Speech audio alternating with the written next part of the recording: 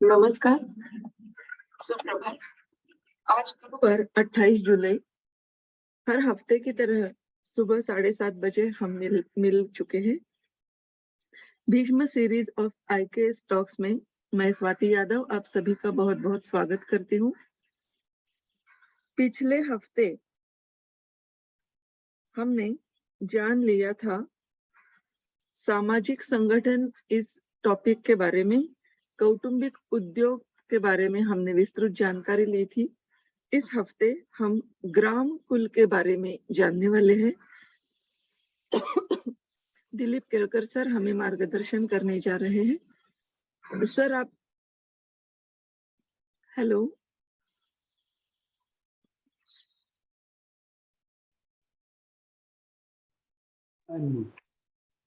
Sir, मेरी आवाज आ रही है? हाँ हमारी जी। शांति मंत्र से हम शुरुआत करेंगे सत्र की। फिर से एक बार Bhishma series of IKS talks में सभी का स्वागत।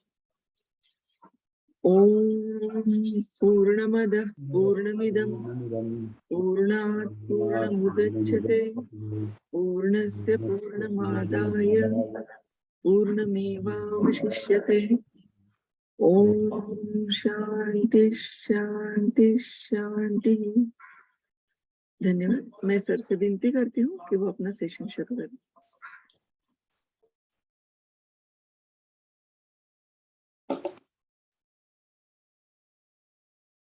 आज के हमारे व्याख्यान का विषय यह ग्राम यानी भारतीय अवधारणा ग्राम के संबंध में क्या है इसे समझने का है।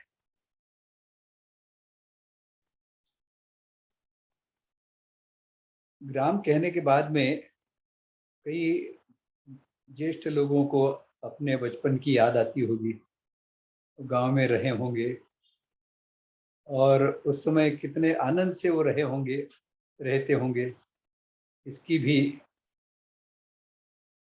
एक स्मृति उनके दिमाग में उभर आती होगी। वास्तव में ग्राम का विचार करते समय या जीवन के किसी भी रचना का विचार करते समय सुख का विचार करना यह एक महत्वपूर्ण बात होती है। हर जीव सुख के लिए ही जीता है। उसकी हर गतिविधि, उसका क्रियाकलाप यह सुख प्राप्ति के लिए होते हैं। तो ग्राम जीवन जो है इसका सुख से क्या संबंध है, इसे हम समझने का प्रयास करेंगे तो ग्राम की महत्ता हमारी समझ में आ जाएगी। अब सुख कैसे कैसे प्राप्त होता है, पहले तो सुख की परिभाषा क्या है। तो हम अलग अलग प्रकार की संवेदनाओं से प्रभावित होते हैं। कुछ संवेदनाएं ऐसी होती हैं कि हमें लगता है कि नहीं, फिर से इस संवेदना को हमारे अनुभव में नहीं आना चाहिए। और कुछ संवेदनाएं ऐसी होती हैं जिनके बारे में हमें लगता है कि बार बार ये संवेदनाएं हमें प्राप्त होती रहें। जो प्राप्त होती रहे हमें, ऐसी लगने वाली जो संवेदनाएं हैं उनको हम अनुकूल संवेदनाएं कह सकते हैं, हमारे मन बुद्धि शरीर के अनुकूल। और जो विपरीत हैं, यानी जो हम अनुभव करना नहीं चाहते, उन संवेदनाओं को हम प्रतिकूल संवेदनाएं कह सकते हैं। अनुकूल संवेदनाओं के जो परिणाम होते हैं उन्हें सुख कहा जाता है। यानी जैसे मैंने कुछ लड्डू खाया तो बड़ा सुख प्राप्त होता है मुझे। ये लड्डू खाने के कारण मुझे जो उसका स्वाद प्राप्त हुआ है, उस स्वाद की जो संवेदना मेरे मस्तिष्क पर तक पहुंची है, उस संवेदना का परिणाम है यह सुख। इस प्रकार से सुख यह अनुकूल संवेदनाओं का परिणाम होता है। यह अनुकूल संवेदनाएं हमें हमारी आवश्यकताओं की पूर्ति, इच्छाओं की पूर्ति के कारण होती है। आवश्यकताओं की पूर्ति में तो पीछे हमने देखा था कि आहार, निद्रा, भय, मैथुन, ये 4 प्राणिक आवेग हैं और यह आवश्यकताएं हैं। इनके अनुसार फिर अन्न, वस्त्र, भवन, शिक्षा आदि ये हमारी आवश्यकताएं बनती हैं। इन आवश्यकताओं की पूर्ति जब होती है तो हम सुख अनुभव करते हैं। हमारी इच्छाएं हैं, इच्छाएं भी 3 प्रकार की होती हैं। एक प्रकार की इच्छाएं होती हैं वह धर्म विरोधी होती है, यानी जो प्रकृति के नियम है, जो विज्ञान के नियम है, जो समाज जीवन या व्यक्ति जीवन के लिए सुखदाई ऐसे नियम है। उन नियमों के पालन से जो संवेदनाएं होती हैं वह सुखमय होती है। इच्छाएं भी इसी प्रकार से, इस प्रकार की इच्छाएं जो समाज जीवन, सृष्टि जीवन, मनुष्य के व्यक्तिगत जीवन, इन सबका हित साधे, वह इच्छाएं जो हैं, वह आवश्यकताओं की पूर्ति जो है, यह धर्म युक्त इच्छाओं की है। धर्म विरोधी इच्छाएं भी होती हैं। धर्म विरोधी इच्छाएं कौन सी हैं? तो जैसे तुलसीदास जी का मैंने पीछे बताया था, परहित सरिस धर्म नहीं भाई, तो दूसरों का अहित करना यह अधर्म है, यह धर्म विरोधी है। तो दूसरों का अहित करने वाली या ऐसा विचार करने वाली ऐसी कोई भी इच्छा मन में आती है तो धर्म विरोधी इच्छा है। धर्म अविरोधी इच्छाएं, ऐसा एक तीसरा प्रकार भी होता है जो धर्म से सुसंगत नहीं है, लेकिन पूरी तरह से सुसंगत नहीं है, लेकिन विरोधी नहीं है। जैसे हम लज्जा रक्षण के लिए आवश्यक उतने वस्त्र हमने पहन लिए, इसके बाद में हमें इच्छा होती है कि नहीं थोड़ा ये अधिक शोभायमान हो, तो हम उसको फिर कुछ शोभायमान करने के लिए कुछ जगह बटन लगाते हैं, कहीं पर कोई डिजाइन बनाते हैं। लज्जा रक्षण करते हुए भी जो नवाचार उसमें हम कर सकते हैं, ऐसे सब नवाचार जो हैं, ऐसे सब जो कर्म हैं, यह सब धर्म अविरोधी हैं।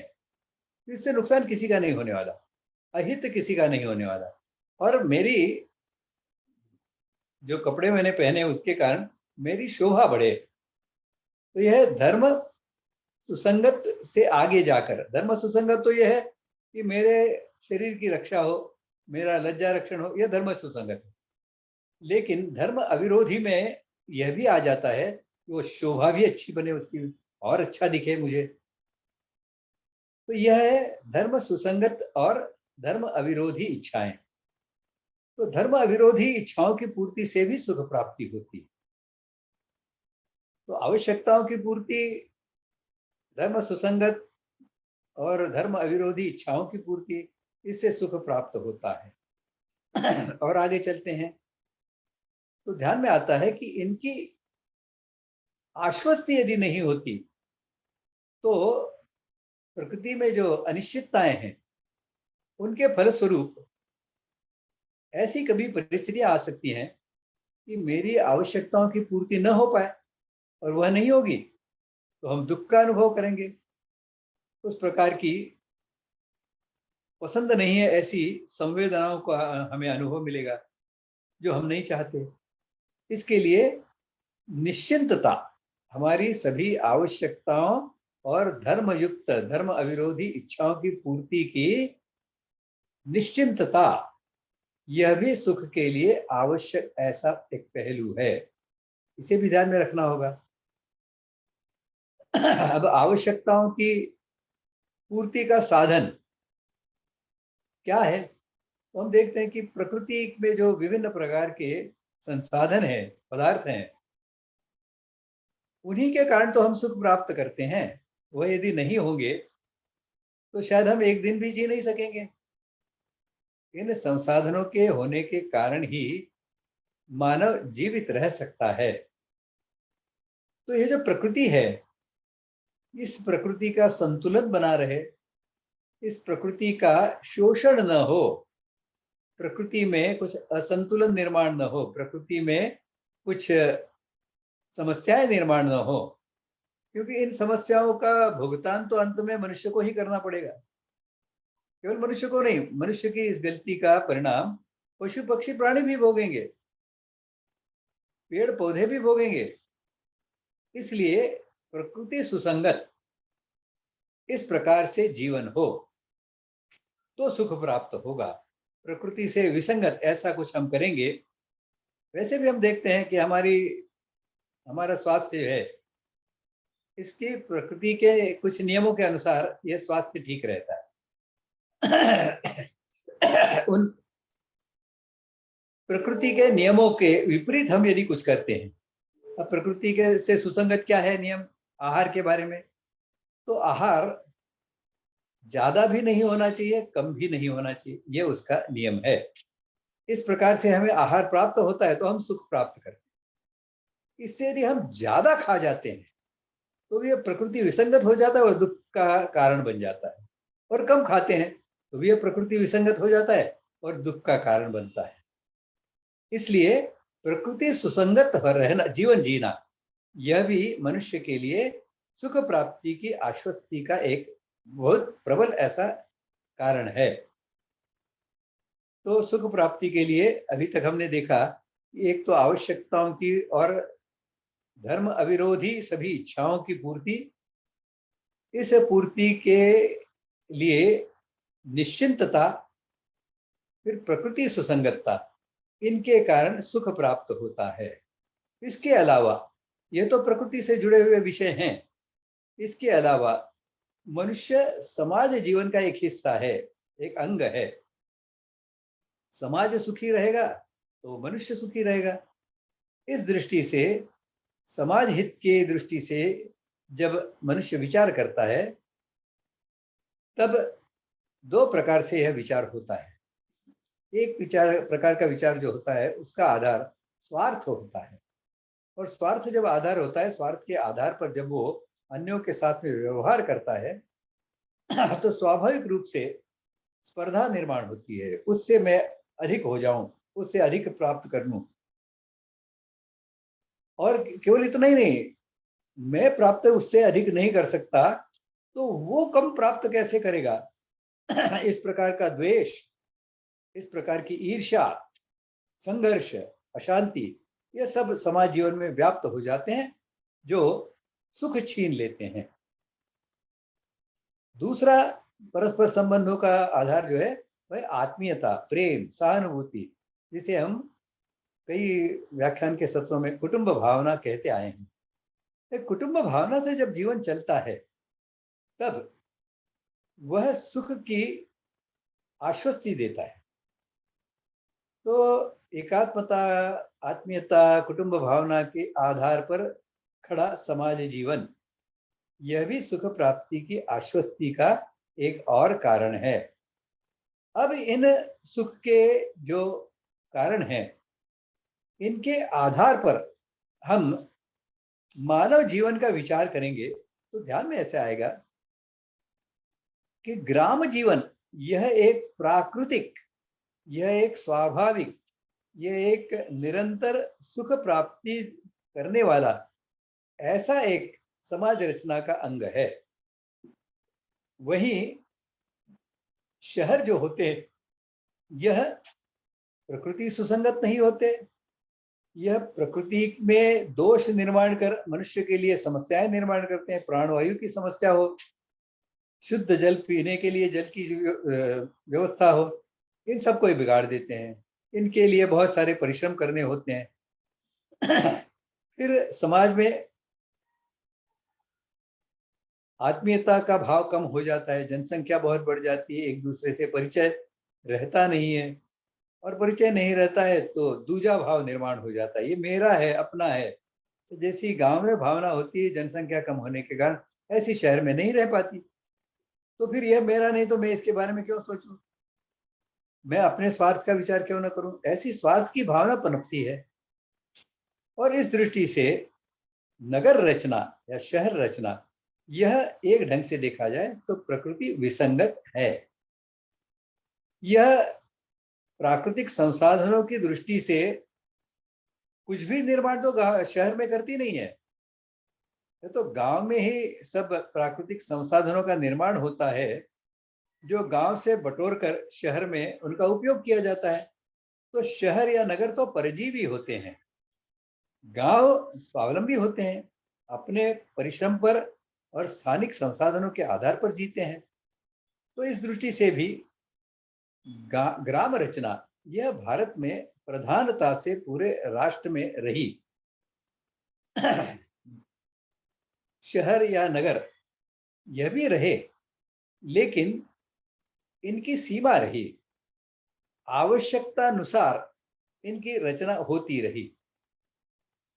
क्योंकि गांव के स्तर पर कुछ बातें निर्माण नहीं हो सकती, गांव की सुरक्षा की दृष्टि से, गांव की शिक्षा की दृष्टि से ऐसी कुछ बातें होती हैं जो गांव के स्तर पर नहीं हो सकती, उनके लिए नगरों की रचना हुआ करती। लेकिन नगर रचना यह मानव जीवन की स्वाभाविक जीवन का अंग नहीं है। स्वाभाविक तो यही है कि ग्राम रचना हो।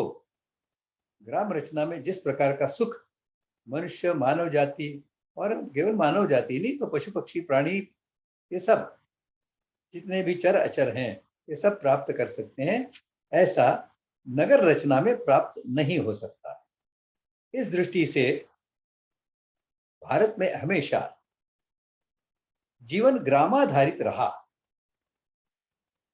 नगर रचना तो रही, राजधानियां रही राज्यों की, राजधानियों में समृद्धि भी रही, समृद्धि का कुछ प्रदर्शन भी होता रहा, लेकिन फिर भी यह अपवाद स्वरूप थे। भारत में अंग्रेज जब आए उस समय यहाँ पर लगभग 6-7 लाख गांव थे, शहर भी थे, लेकिन शहरों की जनसंख्या आज के शहरों की तुलना में बहुत कम थी। 20-20 गुना, 50-50 गुना, 100-100 गुना आबादी बढ़ गई। ऐसे भारत में अभी ऐसे कई शहर हो गए कि जिनकी आबादी लगभग 200-250 वर्ष पहले आज की उनकी जो जनसंख्या है उसकी तुलना में 100 गुना कम थी। हम भी बहुत तेजी से ये जो अभारतीय विकास की अवधारणा है, डेवलपमेंट मॉडल है, उसके पीछे भाग रहे हैं। अंधी दौड़ में हम भी सहभागी हो गए और उसके कारण हमारे यहाँ ग्राम विकास की भी कल्पना की जाती है, तो उसमें पूरा PURA इसका विचार किया जाता है, providing urban facilities to the rural areas. जो ग्रामीण क्षेत्र है वहां भी शहरी सुविधाएं पहुंचाई जाएं, नल से पानी घर घर में पहुंचे, सड़कें हर घर के सामने सड़क हो, यातायात के लिए, परिवहन के लिए अच्छे तेज गति वाले साधन हो, ईंधन का उपयोग करने वाले ऐसे ऑटोमोबाइल्स हों। तो इस प्रकार से गांवों का शहरीकरण ही ग्राम विकास हो गया है आजकल। आप देखिए देश भर में बहुत बड़ी संख्या में और बहुत प्रामाणिकता से भी ग्राम विकास करना चाहते हैं, ऐसे प्रयास चल रहे हैं। प्रामाणिकता से वो चाहते हैं कि ग्राम का विकास हो। गांव में जो आज दैन्यमय ऐसा जीवन लोग जी रहे हैं, उससे लोग उभरे, सुख शांति से वहां छा जाए। ऐसी प्रामाणिकता से इच्छा रखने वाले लोग भी गांवों का शहरीकरण कर रहे हैं।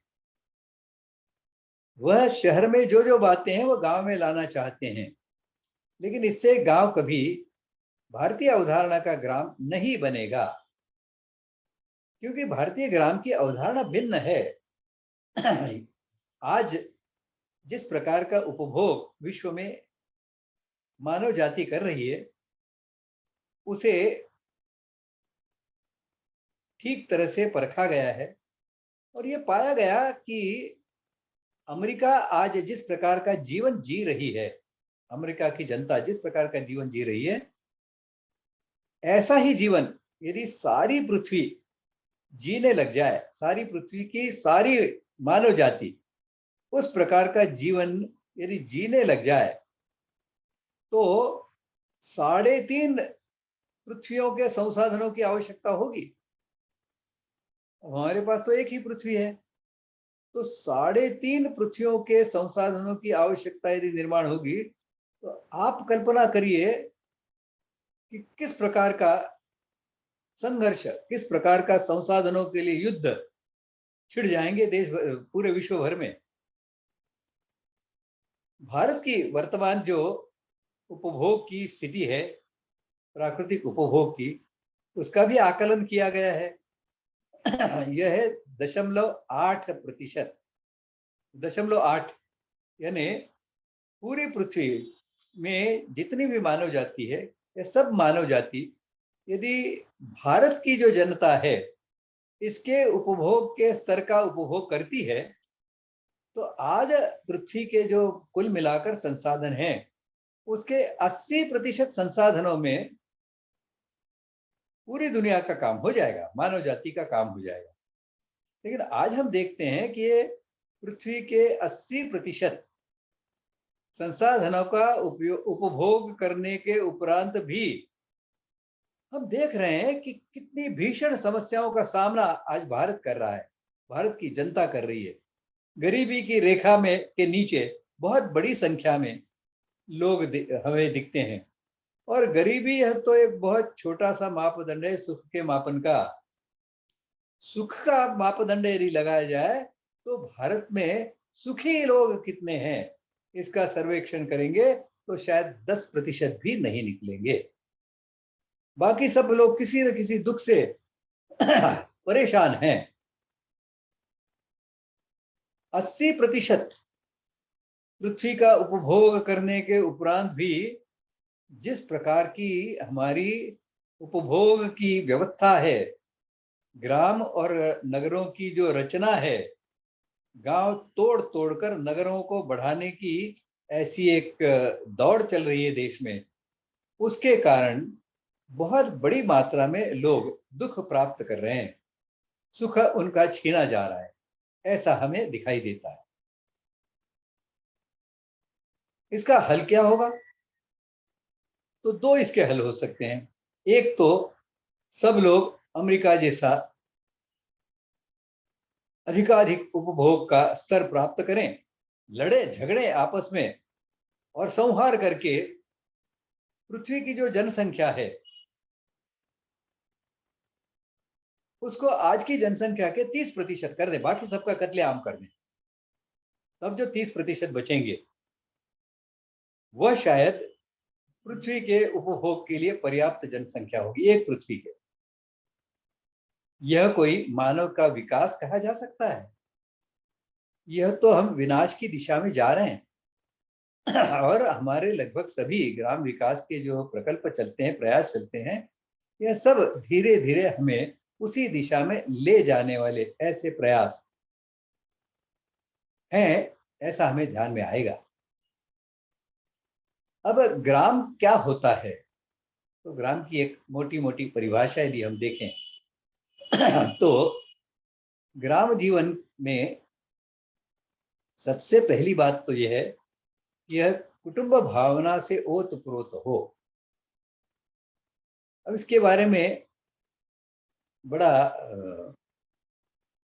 शंका का वातावरण समाज के मन में है कि क्या वास्तव में इस प्रकार से गांव रहा करते थे, कौटुंबिक भावना से जीते थे? थोड़ा सा हम अध्ययन करेंगे तो इसके प्रमाण मिल जाते हैं। अंग्रेजों ने यहाँ पर जो सर्वेक्षण किया, धर्मपाल जी ने उसके बारे में काफी कुछ जानकारी अपने लेखन में दी है। उसके आधार पर यह पता चलता है कि अंग्रेज, उन्होंने जो यहाँ की जानकारी इकट्ठी की थी गांव गांव में घूमकर, उसके आधार पर वो इस निष्कर्ष पर पहुंचे थे कि इन गांव में पैसे का लेन देन नहीं होता है। अब उन्हें तो पैसे के लेन देन के बगैर जीने की कोई कल्पना ही नहीं थी, तो उन्होंने इसे बार्टर सिस्टम का नाम दे दिया, यानी वस्तु विनिमय। आप धान पैदा करते हो, मैं वस्त्र निर्माण करता हूं, तो मैं आपको वस्त्र दूंगा और आप मुझे धान दे देंगे।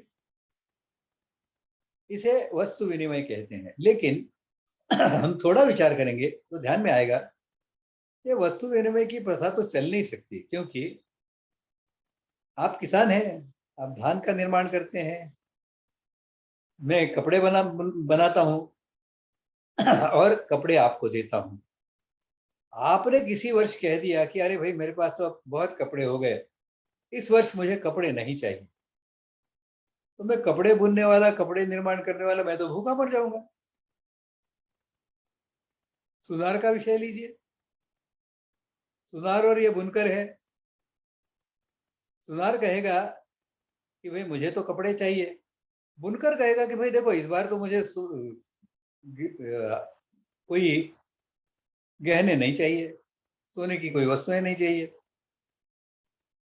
तो सुनार तो कपड़ों के बिना रह जाएगा, कपड़ों की आवश्यकता उसकी पूर्ति नहीं होगी। तो यह कोई बार्टर सिस्टम नहीं थी, यह वस्तु विनिमय की प्रथा नहीं थी, एक वस्तु दो और दूसरी वस्तु लो, ऐसा इसमें लेन देन नहीं होता था। पैसे का भी लेन देन नहीं होता था।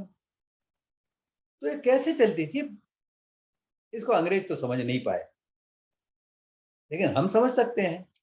हम देखते हैं कितना भी बड़ा कुटुंब हो, आज भी हम देखते हैं कि कुछ कुटुंब हैं ऐसे जो 30-35 की संख्या में जिनके सदस्य हैं, ऐसे कुटुंबों में भी परस्पर पैसे का लेन देन तो होता नहीं है। वहां की जो गृहिणी होती है वो कहती नहीं है कि मैं दिन रात परिश्रम करती रहती हूँ, इसके लिए मेरा वेतन कम से कम 50,000 तो होना चाहिए, 50,000 वेतन नहीं मिलेगा तो मैं अपना काम बंद कर दूंगी। ये तो होता नहीं है। इस परिवार में कई ऐसे लोग निकम्मे भी होते हैं, लेकिन वो निकम्मे लोगों की भी आवश्यकताओं की पूर्ति तो होती रहती है। ये कैसे होती है? यह कुटुंब भावना के कारण होती है, आत्मीयता के कारण होती है। कुटुंब भावना की परिभाषा पीछे हमने बताई थी, देखी समझी थी। यह मेरा है, अच्छा है बुरा है जैसा भी है, यह मेरा है। अच्छा है तो इसे और अच्छा बनाना, और बुरा है तो इसकी बुराइयां दूर करना, ये मेरा दायित्व है, ऐसा मानना और व्यवहार करना, इसका अर्थ है कुटुंब भावना। यह कुटुंब भावना से ओत प्रोत होने के कारण गांव में पैसे का लेन देन नहीं होता था। और एक प्रमाण देख लीजिए, ऐसा संवाद आज भी जिन गांवों में अभी भी विपरीत शिक्षा का, वर्तमान अभारतीय विपरीत शिक्षा के परिणाम कम पहुंचे हैं, प्रभाव कम हुए हैं, ऐसे गांव के लोगों में आज भी इस प्रकार का संवाद आप सुन सकेंगे कि भाई मैं इस गांव में पानी नहीं पी सकता, गांव का पानी नहीं पी सकता। इसलिए नहीं कि वो गांव का पानी खराब है, प्रदूषित है, मेरे को भाता नहीं है, मेरे स्वास्थ्य के लिए खराब है, बल्कि इसलिए नहीं पी सकता क्योंकि इस गांव में मेरे गांव की बेटी ब्याही हुई है। मेरे गांव की बेटी का अर्थ ऐसा है कि इसकी बेटी नहीं, गांव के किसी न किसी अन्य दूसरे किसी व्यक्ति की बेटी है। उस व्यक्ति की जाति कोई हो, उस व्यक्ति का पद कोई हो, उस व्यक्ति की प्रतिष्ठा कोई भी हो, लेकिन मेरे गांव की बेटी है, इसका अर्थ है मेरी ही बेटी है। इस प्रकार से आज भी ऐसे हिंदी प्रदेशी लोग गांव में इस प्रकार का संवाद सुनने को मिल सकता है, मिलता है। इसका कारण गांव में कुटुंब भावना का ओतप्रोत होना है। तो गांव की दृष्टि से कुटुंब भावना से ओतप्रोत होना यह एक अनिवार्य ऐसा व्याख्या का बिंदु है, परिभाषा का बिंदु है। और थोड़ा विस्तार से गांव की परिभाषा हम यदि करते हैं तो ध्यान में आएगा कि स्थानिक संसाधनों के आधार पर जीने वाला, अपनी आवश्यकताओं की, सभी आवश्यकताओं की पूर्ति करने वाला, परस्परावलंबी कौटुंबिक उद्योगों का सुखी, समृद्ध, सुसंस्कृत ऐसा जो सहजीवन है उसे गांव कहते हैं। अब इसमें समृद्ध होना यह भी एक महत्वपूर्ण हिस्सा है। और हम देखते हैं कि भारत के गांव इतने समृद्ध हुआ करते थे जिनके कारण भारत राष्ट्र समृद्ध था। ये जो विदेशी आक्रमण भारत पर हुए हैं ये भारत की समृद्धि को लूटने के लिए हुए हैं। और यह सब जो समृद्धि थी इनका निर्माण हमारी गांव की अर्थव्यवस्थाओं ने किया था। गांव समृद्ध थे इसलिए राष्ट्र समृद्ध था। इस राष्ट्र की समृद्धि को लूटने के लिए विदेशों से आक्रांता भारत में आए थे। तो गांव समृद्ध भी हो लेकिन समृद्धि का आधार प्रकृति सुसंगत इस प्रकार का जीवन हो, प्रकृति में निकटस्थ ऐसे जो प्राकृतिक संसाधन है उनके आधार पर जो कौटुंबिक उद्योगों में उत्पादन होते हैं उनके परस्पर कौटुंबिक भाव से होने वाले लेन देन के आधार पर जो स्वावलंबी ऐसा मानव समूह बन जाता है उसे ग्राम कहते हैं, उसे गांव कहते हैं। स्वावलंबी गांव, इसकी घोषणा तो वर्तमान में कुछ दिनों पहले हमारे प्रधानमंत्री जी ने भी की थी। लेकिन प्रत्यक्ष में तो हम स्वावलंबी ग्राम की विपरीत दिशा में प्रवास कर रहे हैं। यदि हम कौटुंबिक उद्योगों पर आधारित ऐसी ग्राम की अर्थव्यवस्था खड़ी नहीं करते तो स्वावलंबी ग्राम संभव नहीं है। हमने सुख प्राप्ति के जो अलग अलग कारण पहले प्रारंभ में देखे थे, समझे थे, उनमें एक कारण और भी मैं बता दूं कि स्वतंत्रता यदि नहीं है तो हमारे सुख को कोई अर्थ नहीं रहेगा। सुख प्राप्ति के सब साधन हमारे साथ उपस्थित हैं लेकिन उनके उपभोग की स्वतंत्रता यदि नहीं है तो सुख प्राप्ति असंभव है। संसाधन सब उपलब्ध है पास में लेकिन उन संसाधनों का उपयोग करने की स्वतंत्रता यदि हमारे पास नहीं है तो उनसे हमारे लिए आवश्यकताओं की पूर्ति करने वाले पदार्थ का निर्माण संभव नहीं है। इसलिए सुख प्राप्ति के लिए स्वतंत्रता यह भी एक अनिवार्य और सबसे महत्वपूर्ण ऐसा पहलू है। अब स्वतंत्रता का थोड़ा और गहराई से विचार करते हैं तो ध्यान में आएगा कि स्वतंत्रता का संबंध स्वावलंबन से होता है। हमारा जितना परावलंबी ऐसा जीवन होगा उतनी हम स्वतंत्रता खो देते हैं।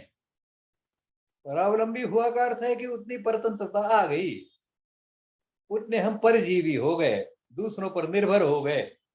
और दूसरों पर निर्भर हो गए इसका अर्थ है कि वो अपने हिसाब से हमारे जीवन में दखल दे सकते हैं। हम स्वतंत्रता का संकोच होता जाएगा और जितनी हमारी स्वावलंबिता बढ़ेगी, स्वावलंबन बढ़ेगा, उतना स्वतंत्रता का स्तर भी बढ़ता जाएगा। अब ये स्वतंत्रता का जो स्तर बढ़ाना है तो स्वावलंबन बढ़ाना है। लेकिन हम सब जानते हैं कि अकेला व्यक्ति क्या, अकेला कुटुंब भी अपनी सभी आवश्यकताओं की पूर्ति के लिए आवश्यक सभी पदार्थों का उत्पादन तो कर नहीं सकता। इसके लिए उसे दूसरों पर निर्भर होना ये तो अनिवार्य होता है। ऐसी परिस्थिति में एक दूसरे पर निर्भर रहने वाले ऐसे कौटुंबिक उद्योगों को जब परस्परावलंबी इस प्रकार की एक मालिका में, इस प्रकार के एक जाल में गूंथा जाता है तब वो पूरा कौटुंबिक उद्योग और उसके आधार जो कुटुंब हैं इन सबको मिलाकर सबको स्वावलंबी बना देता है। आप कल्पना करिए कि छोटा कुटुंब है, उसमें कोई समस्या आ गई तो घर में कोई उस समस्या को सामना करने के लिए है ही नहीं लोग। फिर वो जो अपने नियमित काम है वो छोड़कर उसके पीछे दौड़ना पड़ता है, भागना पड़ता है। बड़ा कुटुंब है तो उसमें सहजता से ऐसी कोई समस्या आ गई तो समस्या को का सामना करने के लिए कुछ लोग उसमें से अलग किए जा सकते हैं, पूरे कुटुंब की जो व्यवस्था है उसको तोड़े बगैर। घर में बहुत सारी महिलाएं हैं, स्त्रियां हैं, बहुएं हैं। अब उसमें से किसी एक बहू को समस्या आ गई तो कुटुंब का जीवन खतरे में नहीं आता। वो बहू की जो समस्या है उसका निराकरण अलग से होता रहता है, लेकिन कुटुंब का जो स्वावलंबन है वो चलता रहता है। इस प्रकार से संयुक्त कुटुंब में और कौटुंबिक उद्योगों के परस्परावलंबन से स्वतंत्रता की प्राप्ति होती है। जितना परस्परावलंबन प्रभावी होगा उतनी स्वतंत्रता अधिक होगी, उतना सुख प्राप्ति का साधन यह हमें प्राप्त होगा। तो इस प्रकार से जो ग्राम की परिभाषा है इसके अनुसार हमारा ग्राम जीवन कैसे चलता था इसका विचार थोड़ा आगे करेंगे। मैं स्वाति जी से निवेदन करूंगा कि वो भीष्म इंडिक का जो उनका निवेदन है वो कर लें, उसके बाद हम आगे का इसका विचार करेंगे। जी सर। स्वाति जी, स्वाति जी सुन रही हैं? हाँ जी जी, नमस्कार सभी का फिर एक बार स्वागत। जीवन का भारतीय प्रतिमान 2 खंडों में हमने प्रकाशित किया है, जिस पर ये जीवन का प्रतिमान व्याख्यान माला आधारित है। 2 खंडों का एकत्रित मूल्य 999 रुपए है, लेकिन ये हमने छूट में 799 रुपए में उपलब्ध किया है। आज IKS मेला लगा है दिल्ली में, उस पर भी ये 2 ग्रंथ संच में उपलब्ध है। जो दिल्ली से श्रोताएं सुन रहे हैं, आप अधिक जानकारी के लिए मुझे अवश्य फोन कीजिएगा। गूगल पे क्रमांक है हमारा 9503864401। भीष्म प्रकाशन का ये गूगल पे क्रमांक है। इस पर पेमेंट करके आप ये अपने घर पर मंगवा सकते हैं। और एक महत्वपूर्ण ग्रंथ है कुटुंब सुदृढ़ीकरण। ये तो मात्र 250 रुपए में हमने उपलब्ध किया है। कुल पृष्ठ उसके 200 पृष्ठ है इस किताब के, और मूल्य है 350, लेकिन पंजीकरण छूट में हमने 250 रुपए में आपको उपलब्ध किया है। किसी को उपहार देने के लिए, अपने बच्चों के लिए और हमारे रेफरेंस के लिए ये तीनों ग्रंथ हमारे घर में अवश्य होने चाहिए। मैं आप सभी से निवेदन करती हूँ, आह्वान करती हूँ कि ये किताबें आप जरूर खरीदी कीजिएगा। धन्यवाद। धन्यवाद स्वाति जी। फिर हम आगे चलते हैं, अपने विषय को आगे बढ़ाते हैं। अब ये गांव, हमारे सभी गांव कुटुंब भावना से ओतप्रोत हुआ करते थे। तो गांव का व्यवहार और कुटुंब का व्यवहार, इसमें पूरा साम्य हुआ करता। जैसे गांव में जो दुर्बल है, जो अपंग है, बूढ़ा है, रोगी है, उसके लिए गांव की अलग व्यवस्था होती है। कुटुंब में देखिए आप, अपना आपका यदि कुटुंब है वो छोटा हो बड़ा हो, उसमें कुटुंब भावना यदि है तो जो दुर्बल है उसकी चिंता पहले की जाती है। वो नन्हा सा नवजात बच्चा यदि है तो उसकी चिंता पहले की जाती है। और बहू खाना बनाने के लिए दौड़ती है तो उसकी सास कहती है, अरे बेटी देखो वो बच्चा रो रहा है तुम्हारा, उसको पहले देखो। तो जो दुर्बल है, जो अक्षम है, बूढ़ा है, जो रोगी है, जो अपंग है, उनका ध्यान पहले रखा जाता है कुटुंब में। इसी प्रकार से गांव में भी जो दुर्बल है, जो अनाथ है, जो विधवाएं हैं, जो अबलाएं हैं, उनके लिए गांव की अलग व्यवस्था हुआ करती थी। इन गांवों के टूटने के कारण, इन गांवों के शहरीकरण की दिशा में आगे बढ़ने के कारण आज हम देखते हैं कि समाज जीवन में अनाथाश्रमों की मांग खड़ी हो गई, अबलाश्रमों की मांग खड़ी हो गई है, वृद्धाश्रमों की मांग खड़ी हो गई है।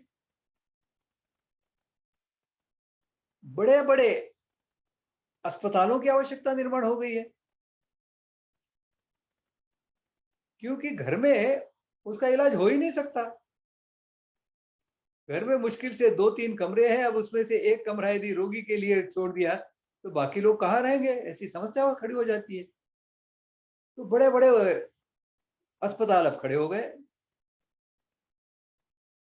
अरबों रुपए लगाकर ऐसे कई अस्पताल आज देश भर में खड़े हो रहे हैं, उनकी योजना बन रही है। इनकी कोई आवश्यकता ग्राम जीवन में नहीं थी, क्योंकि इन सबकी चिंता गांव किया करता था। जैसे कुटुंब के सदस्यों की चिंता कुटुंब के लोग करते हैं, इसी प्रकार से गांव के लोग भी ऐसे जो दुर्बल घटक होते थे, उनकी चिंता गांव किया करता था। कोई भूखा न रहे, ऐसा जैसे हम कुटुंब में देखते हैं, अरे उसका खाना नहीं हुआ, जरा बुलाओ उसको, उसको बोलो जरा वो पढ़ाई वगैरह बाद में करो, पहले खाना खाने के बुलाओ।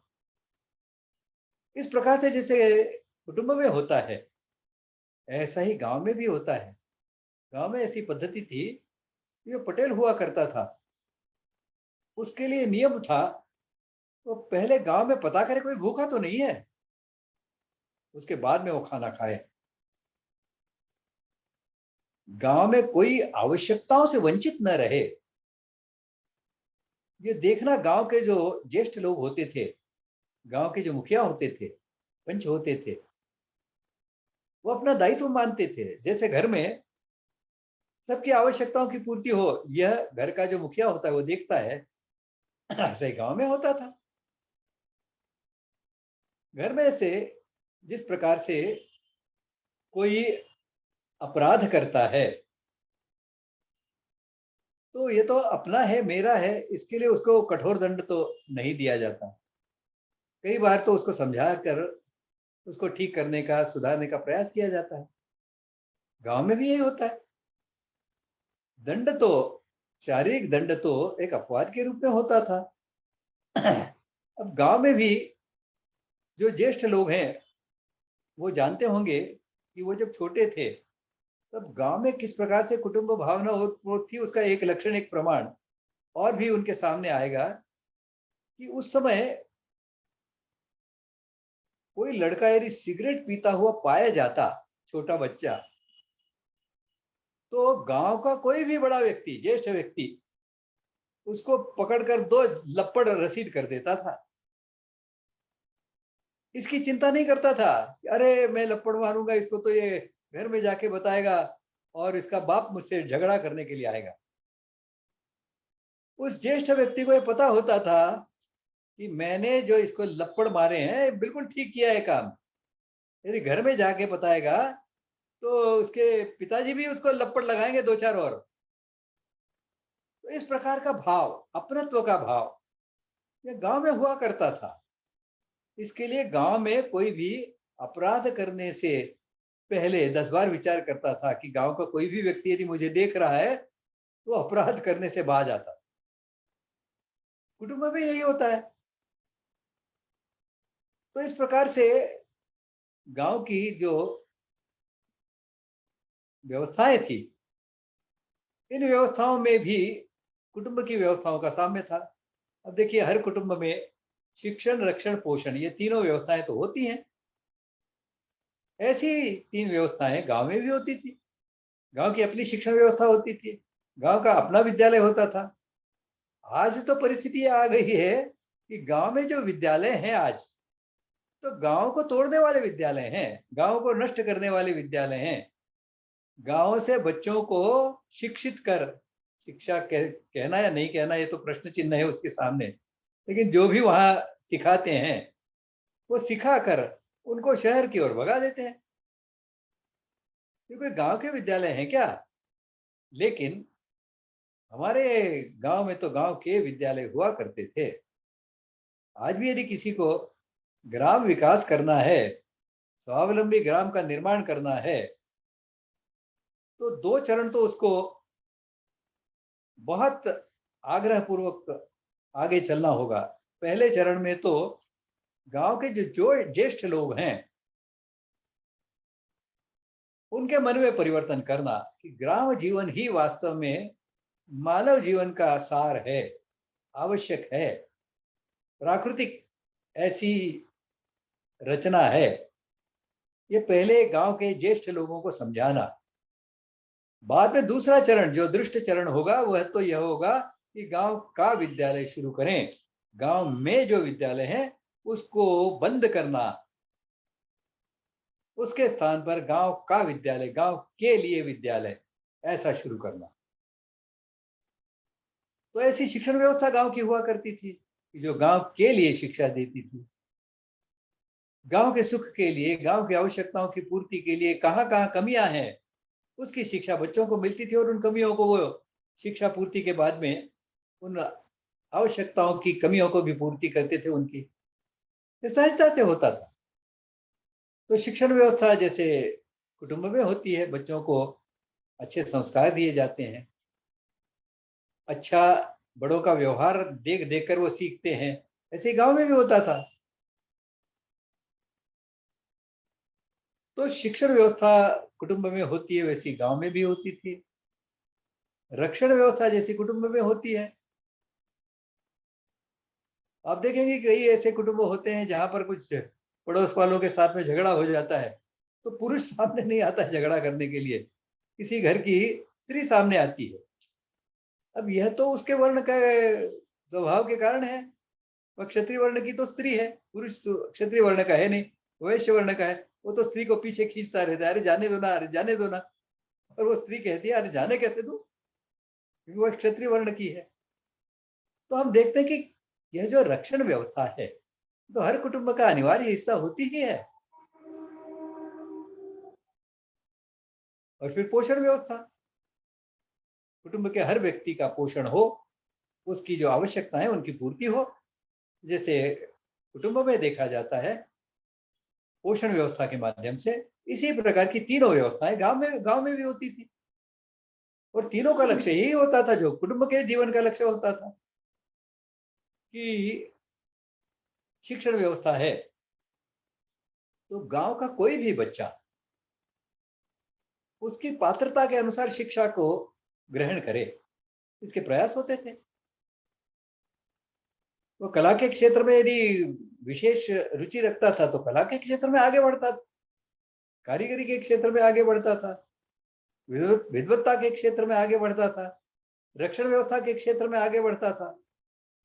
तो इस प्रकार से गांव की भी शिक्षण, रक्षण, पोषण ऐसी तीनों प्रकार की व्यवस्थाएं, और उनकी ओर जो गांव के प्रमुख होते थे, गांव के जो ज्येष्ठ लोग होते थे, उनका ध्यान होता था, बारीकी से वो देखते थे, अरे भाई गांव में ये रक्षण व्यवस्था में कुछ कमी आ रही है। तो फिर युवकों को प्रोत्साहन देते थे, प्रेरणा देते थे, अरे भाई व्यायाम करो, व्यायामशाला जाया करो, अखाड़े में जाया करो, थोड़ा बलवर्धन करो, ऐसी प्रेरणा देते थे। और फिर गांव की जो रक्षण व्यवस्था थी उसको बलवान बनाते थे। पोषण व्यवस्था में तो यह था कि अन्न औषधि और शिक्षण व्यवस्था का शिक्षण, ये तीनों ही बातें यह निःशुल्क थी। यह तो अधिकार है, जिसने जन्म लिया है उसका अधिकार है कि वो अन्न ग्रहण कर के इसमें उसे कमी न महसूस हो, यह उसका अधिकार है। और इस दृष्टि से अन्न, औषधि और शिक्षा, तीनों बातें जैसे कुटुंब में निःशुल्क होती है वैसे गांव में भी निःशुल्क होती थी, और पूरे राष्ट्र में भी निःशुल्क होती थी, केवल गांव में नहीं, केवल कुटुंब में नहीं। तो कुटुंब भावना जो है इस प्रकार से राष्ट्र के स्तर पर विस्तार पाई हुई थी। हम देखते हैं कि दक्षिण में कन्याकुमारी से कोई यात्री निकलता था चार धाम यात्रा के लिए। अभी चार धाम यात्रा उस समय तो आज के जैसे हवाई जहाज और रेल और बसें तो थी नहीं, सड़कें थी नहीं। तो ये जब वहां से निकलता था तो कई महीनों का इसका कार्यक्रम होता था। अब ये कल्पना कीजिए, कई महीनों का यदि इसने राशन साथ में ले जाना है तो कितना भार हो जाएगा। ये तो संभव नहीं होता था उसके लिए। वह तो अगला मुकाम जो है, अगला पड़ाव जो है, वहां तक जाने के लिए जितना आवश्यक अन्न है उतना लेकर चलता था। बीच में आवश्यक हुआ वहां अन्न खा लिया और पड़ाव पर पहुंच गए। पड़ाव पर पहुंचने के बाद में उसे पूरा विश्वास होता था कि मेरे लिए अन्न की आवश्यकता की पूर्ति की व्यवस्था है। वहां के लोग कुटुंब भावना से ओतप्रोत होने के कारण मैं वहां पहुंचूंगा तो एक अतिथि के रूप में, एक आप्त के रूप में, एक अपने व्यक्ति के रूप में मेरा वहां पर स्वागत होगा और मुझे अन्न और सोने के लिए, आराम के लिए स्थान की कोई कमी मुझे महसूस नहीं होगी। और ये चलता था इस प्रकार से, उसका महीनों चलता था, पूरे देश भर में घूमता था, सभी जगह पर उसे यही अनुभव आता था। यही है हम सब गांवों में कुटुंब भावना के ओतप्रोत होने का और भी एक लक्षण, एक प्रमाण आज भी हम देखते हैं। ऐसी जब यात्राएं जाती हैं, जैसे पंढरपुर से ये आळंदी और देहू से ये वहां के भक्तों की वारी निकलती है, पंढरपुर जाती है, तो रास्ते में इनके लिए भोजन की व्यवस्था, पानी की व्यवस्था, निवास की व्यवस्था गांव वाले ही करते हैं। आज भी होता है ये। नर्मदा परिक्रमा में जाते हैं लोग, तो वे अपने पास से राशन का बहुत बड़ा सा भंडार लेकर नहीं जाते हैं। वहां पर व्यवस्था है, ऐसे पड़ाव है जहां पर आप आराम से जाकर रुक सकते हो, खाना आपको निःशुल्क मिलेगा, आराम कर सकते हो और आराम हो जाने के बाद में अगले पड़ाव के लिए आप आगे बढ़ सकते हो। आज भी होता है, कम होता जा रहा है, यह वास्तव है, लेकिन आज भी है, इसे हमें समझना होगा।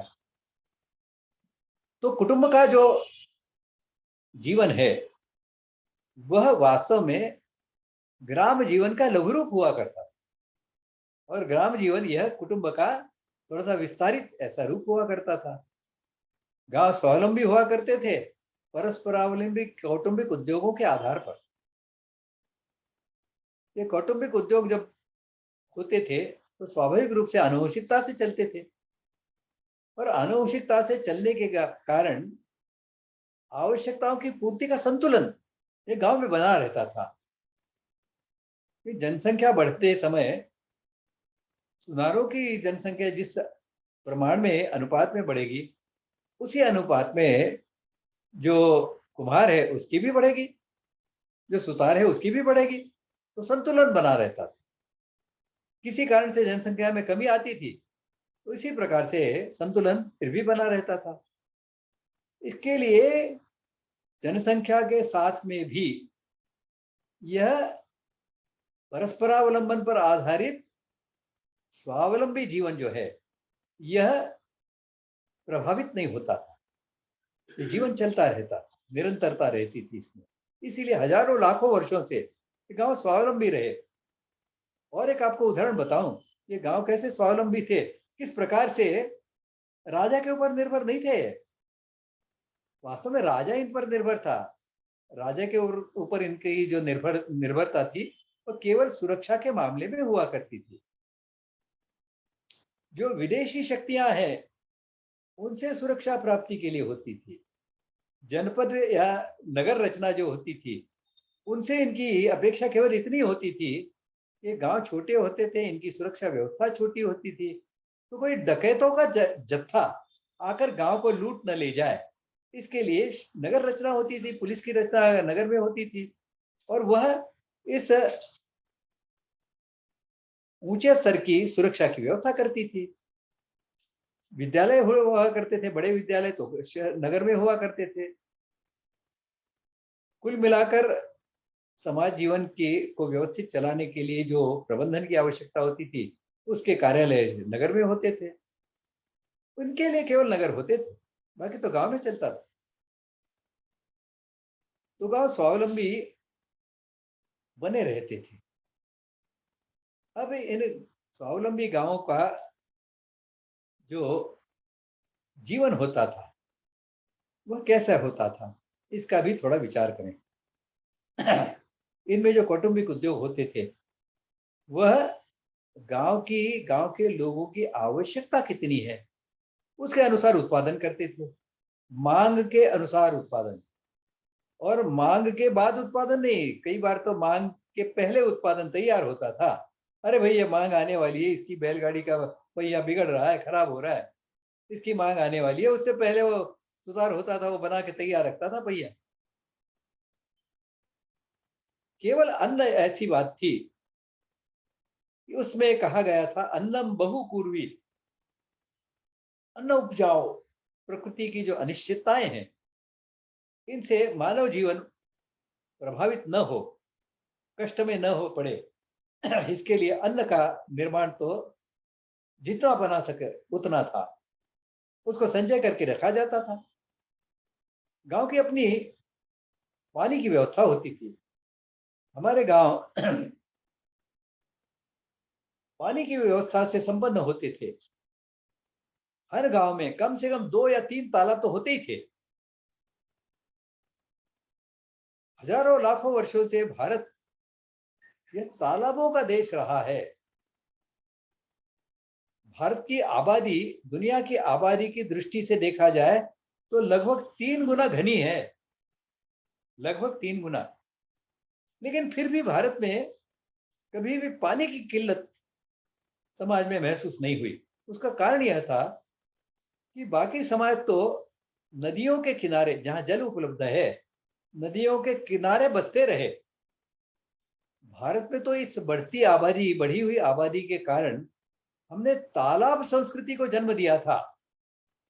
तो हमारे जो गांव थे यह तालाबों द्वारा पोषित होते थे, और तालाब की रक्षा का काम भी वही करते थे, पानी के वितरण का काम भी वही करते थे। आज जैसा सरकार पर निर्भर नहीं होते थे, स्वावलंबी होते थे। तालाब भर गया, मिट्टी से भर गया, तो तालाब में से मिट्टी निकालने का काम गांव के ही लोग करते थे। अलग अलग प्रकार की पद्धतियां उसमें गांव रीति रिवाज निर्माण करते थे। जैसे गणेश जी का विसर्जन करना है, अब विसर्जन के लिए गणेश जी की मूर्ति लेकर निकले कुटुंब के लोग। लेकिन ये कुटुंब के लोग जब गणेश जी का विसर्जन करने गांव के तालाब पर जाते थे तो साथ में थालियां लेके जाते थे, और एक छोटा सा गणेश तो उसमें विसर्जित होता था, लेकिन वो थालियां भर भर के उस तालाब की मिट्टी घर में ले आते थे। और घर के आसपास जो क्यारियां होती थी, सब्जियां उगाने के लिए कुछ व्यवस्था होती थी, पेड़ होते थे, उनके लिए वो मिट्टी बिखेर दी जाती थी। उनके लिए भी एक नई मिट्टी उपलब्ध होती थी, नया जीवन उनके लिए उपलब्ध होता था। वैसे परस्परावलंबी ऐसे कई तरीके ढूंढे हुए थे। गांव की के स्वावलंबी की दृष्टि से जो प्राकृतिक संसाधन है उनका अध्ययन होता था। प्राकृतिक संसाधनों की सीमा क्या होगी? गांव की सीमा उतनी ही सीमा होती थी जहां तक के प्राकृतिक संसाधनों के आधार पर गांव का जीवन चल सकता है। उन प्राकृतिक संसाधनों की जो सीमा है वही गांव की सीमा होती थी। और गांव की सीमा यह सामान्य रूप से मनुष्य सुबह सूर्योदय के साथ में बाहर निकलकर, घर से बाहर निकलकर अपने काम के स्थान पर जाए, वहां पर अपना काम, अपना जो उद्योग है उस दृष्टि से वह काम करे, और शाम को सूर्योदय से पहले या सूर्योदय तक वापस अपने घर में लौट के आ सके, पैदल चलकर या बैलगाड़ी से जाकर। इतनी ही गांव की सीमा हुआ करती थी। इतनी ही सीमा में जो संसाधन होते थे उनके आधार पर गांव का जीवन चलता था। गांव के निकटस्थ ऐसे संसाधन होने के कारण इनकी उपलब्धता की निश्चितता हुआ करती थी। ये मिट्टी तो उपलब्ध है, जब चाहो लेके आओ, आवश्यकता अनुसार। थोड़ी कभी ज्यादा आवश्यकता हुई तो ज्यादा लेके आओ, क्योंकि ये बहुत पास में, करीब में, निकटस्थ ऐसे स्थान पर उपलब्ध थे। इसके लिए ग्राम के जो उद्योग हुआ करते थे उसमें निश्चिंतता होती थी उत्पादन की। फिर गांव में परिवहन के लिए कोई खर्चे नहीं होते थे। जो ग्रामोद्योग होते थे या ग्राम के जो कौटुंबिक उद्योग होते थे, ये सब जैविक ऊर्जा का उपयोग करते थे। उस जैविक ऊर्जा में प्राथमिकता मनुष्य की ऊर्जा को दी जाती थी। मनुष्य का जो कौशल है, मनुष्य की जो शक्तियां हैं, सामर्थ्य है, कौशलता, इन सब का उपयोग कर जितना अधिक से अधिक हो सके उतना किया जाता था। और इसके लिए अलग अलग प्रकार की श्रेष्ठतम ऐसी कुशलता वाले, ऐसी कारीगरी की क्षमता वाले लोग भारत ने निर्माण किए थे, जिसके आज भी हजारों लाखों की संख्या में उदाहरण हम देश में पाते हैं। किस प्रकार से साइंस एंड टेक्नोलॉजी के क्षेत्र में भी भारत ने किस प्रकार की ऊंचाइयों को स्थापित किया था, यह सब इस ग्राम जीवन के कारण होता था, ग्राम जीवन के माध्यम से होता था। हर गांव के लोग इस प्रकार की एक आकांक्षा रखते थे कि दुनिया में जो जो कुछ श्रेष्ठ है वो सब मेरे गांव में बने, और इस दृष्टि से गांव के युवकों को प्रेरणा देते थे। गांव के युवकों को सहायता देकर उनके प्रवास खर्च और वहां जाकर कुछ यदि व्यय करने की आवश्यकता हो तो उस व्यय की पूर्ति करके उनको भेजते थे। ऐसे कला कारीगरी के केंद्रों पर, ऐसे विद्यालयों में, ऐसे गुरुकुलों में गांव से प्रेरणा देकर भेजे जाते थे कि जिससे वह गांव में आकर उस प्रकार की श्रेष्ठता, इस प्रकार के श्रेष्ठ ऐसे उत्पादन ऐसे गांव में निर्माण कर सके। गांव के लोगों के लिए, गांव के युवकों के लिए विद्यार्जन, ज्ञानार्जन, बलार्जन, इसके लिए तो पूरा विश्व गांव होता था।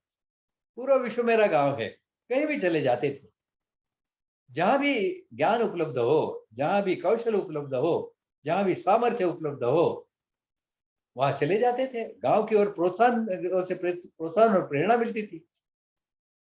लेकिन प्रत्यक्ष जीवन जीने के लिए उनके गांव ही विश्व होते थे। कुछ भी हो जाए, गांव छोड़कर नहीं जाऊंगा मैं, यही मेरा विश्व है।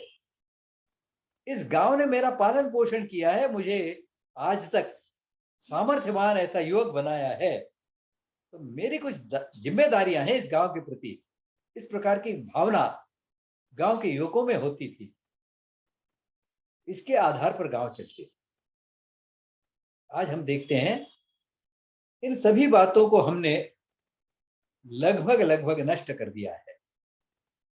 हमारी जो व्यवस्थाएं हैं, हमारे जो समाज जीवन की जो अभारतीयता है, हमारी जो शिक्षा की अभारतीयता है, विपरीत शिक्षा है, इसके कारण गांव टूटते जा रहे हैं, नष्ट होते जा रहे हैं। इन गांवों को फिर से गांव यदि बनाना है तो हमारी भारतीय गांव की जो अवधारणा है इसे फिर से ठीक से समझना होगा। इसे समझकर गांव के लोगों को समझाना होगा। गांव के जो ज्येष्ठ लोग हैं, जो वहां के निर्णय करते हैं, उन्हें समझाना होगा। गांव में से शहर की ओर भागने वाले और उनको भागने की प्रेरणा देने वाले विद्यालयों को बंद करना होगा। गांव के विद्यालयों की शुरुआत करनी होगी और गांव के बच्चों को उनकी युवावस्था तक गांव के लिए तैयार करना होगा। इस प्रकार का यदि ग्राम विकास का प्रयास चलता है तो विश्वास रखिए 2-3 पीढ़ियों में हम फिर से उस प्रकार के स्वावलंबी ग्राम निर्माण करने में सफल होंगे। अभी पहले 5 मिनट ऊपर हो चुके हैं। यहाँ पर मैं अपनी वाणी को विराम देता हूँ। कुछ प्रश्न पूछने होंगे तो पूछ सकते हैं।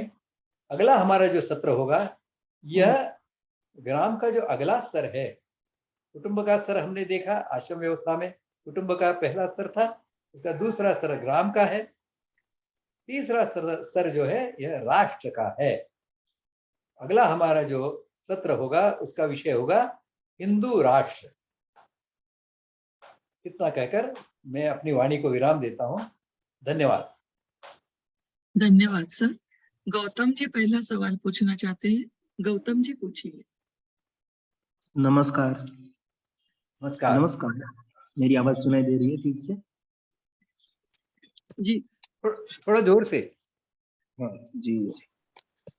मुझे ये प्रश्न था कि आज हमारी अब तक जो चर्चा हुई है उसके हिसाब से मुझे लग रहा है कि कुटुंब उद्योग जो है उसके बारे में हमें सोचना चाहिए। तो कुटुंब उद्योग के बारे में अगर सोचे तो आज अगर मैं सोचता हूँ, मैं युवक हूँ, तो कई पीढ़ियों से कुटुंब उद्योग पता ही नहीं है क्या मेरे पीढ़ी का उद्योग क्या होगा। तो अगर शुरू करना हो तो कहाँ से करे, कैसे पता चले कि क्या होगा, या फिर क्या कर सकते हैं आज की परिस्थितियों के लिए? देखिए, इसका ये जो परिवर्तन प्रक्रिया का विषय है ना, इसके बारे में पहले भी कुछ बात की है मैंने। आगे इसका हम और विस्तार से और गहराई से विचार करेंगे ही। यहाँ मैं केवल इतना बता दूं कि मैं यदि अपने कुटुंब का कौटुंबिक उद्योग निर्माण करने की इच्छा रखता हूं, तो पहली बात तो यह है कि क्या मेरे कुटुंब में इतने सदस्य हैं कि जिनके आधार पर मैं कौटुंबिक उद्योग चला सकूं और इतना अर्जन कर सकूं कि कुटुंब का चरितार्थ चल सके। क्या इतने सदस्य मेरे कुटुंब में हैं? क्या उनके पास इस प्रकार का कौशल है? यह यदि नहीं है तो इस प्रकार का कौशल का विकास करने की दृष्टि से अपने कुटुंब के लोगों की मानसिकता बनानी होगी, अपने कुटुंब की संख्या बढ़ानी होगी। जैसे कौटुंबिक उद्योग के समय उस सत्र में मैंने बताया था कि कुटुंब और कौटुंबिक उद्योग यह दोनों साथ में विकसित होते हैं तो एक दूसरे का संतुलन रख सकते हैं।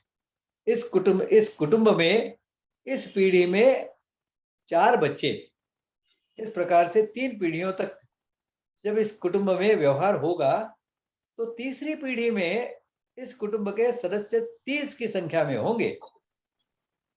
और इसके साथ में ही जब माता पिता और 4 बच्चे, इस प्रकार के कुटुंब में कोई छोटे से कौटुंबिक उद्योग की शुरुआत होती है तो उसमें माता पिता दोनों उस दृष्टि से उनमें कुशलता होनी चाहिए, उसमें वह दूरदृष्टि होनी चाहिए कि पीढ़ियों तक ये जो हमारा उद्योग है, कौटुंबिक उद्योग, ये चलता रहे, फलता फूलता रहे। तो किस प्रकार का कौटुंबिक उद्योग मैंने शुरू करना है, किस प्रकार का उत्पादन मैंने शुरू करना है। मेरे जो गुणसूत्र हैं उनमें परंपरा से, आनुवंशिकता से किस प्रकार के कौशल के गुणसूत्र उसमें उपलब्ध हैं, इसको भी खोजना होगा। ये खोजना कोई बहुत कठिन बात नहीं है। हम कुछ काम करने लग जाते हैं तो जो कौशल हम सहजता से सीख लेते हैं, ये स्वाभाविक होता है हमारे लिए। आनुवंशिकता से उसके गुणसूत्र हमारे शरीर में हैं, इसके कारण ही हम उस कुशलता को जल्दी सीख लेते हैं। अब चित्रकार होता है, हम देखते हैं कोई कुछ छोटे छोटे बच्चे भी बहुत अच्छे चित्र बना लेते हैं, उनके गुणसूत्र में तो आया हुआ होता है, इसके लिए बना लेते हैं। इसी प्रकार से व्यावसायिक कौशल के जो गुणसूत्र हम में हैं उनको टटोलना होगा कि कौन किस प्रकार के कौटुंबिक उद्योग को मैंने शुरू करना चाहिए। इस प्रकार से चयन करना होगा और फिर आज जो हमारा कुटुंब है, माता पिता और 4 बच्चे, इनके साथ में इस कुटुंब का विस्तार होगा। यह कौटुंबिक उद्योग भी यदि शहर में होगा तो हमारे बच्चों के बिगड़ने की संभावनाएं और ज्यादा होंगी, और इसलिए यह यदि गांव में होगा तो इसके सफल होने की संभावनाएं अधिक होंगी। शहर में, नगर में संभव नहीं है ऐसा नहीं कहता मैं, उसके लिए अधिक परिश्रम की आवश्यकता होगी, अधिक सावधानी की आवश्यकता होगी। हमारे बच्चों पर, हम पर जो शहर का जो वातावरण है, जो प्रदूषित ऐसे विचार हैं, उनका प्रभाव न हो, इसके लिए विशेष सावधानी बरतनी होगी। गांव में यह सावधानी तो गांव में भी बरतनी होगी, लेकिन इसका स्तर कम होगा, इसकी चिंता कम होगी, क्योंकि गांव में ये जो शहरीकरण का और शहर की जो बुरी बुरी बातें हैं, उनका प्रभाव तुलना में कम है। इस दृष्टि से गांव में यदि ऐसा कौटुंबिक उद्योग शुरू करते हैं तो स्वावलंबी ग्राम की दृष्टि से भी वह बड़ा उपयुक्त होगा, और कौटुंबिक उद्योग के विस्तार और विकास की दृष्टि से भी यह अधिक उपयुक्त होगा। धन्यवाद। कैलाश जी अगला सवाल पूछेंगे, उनके बाद सीमा किया अब तैयार रहिए।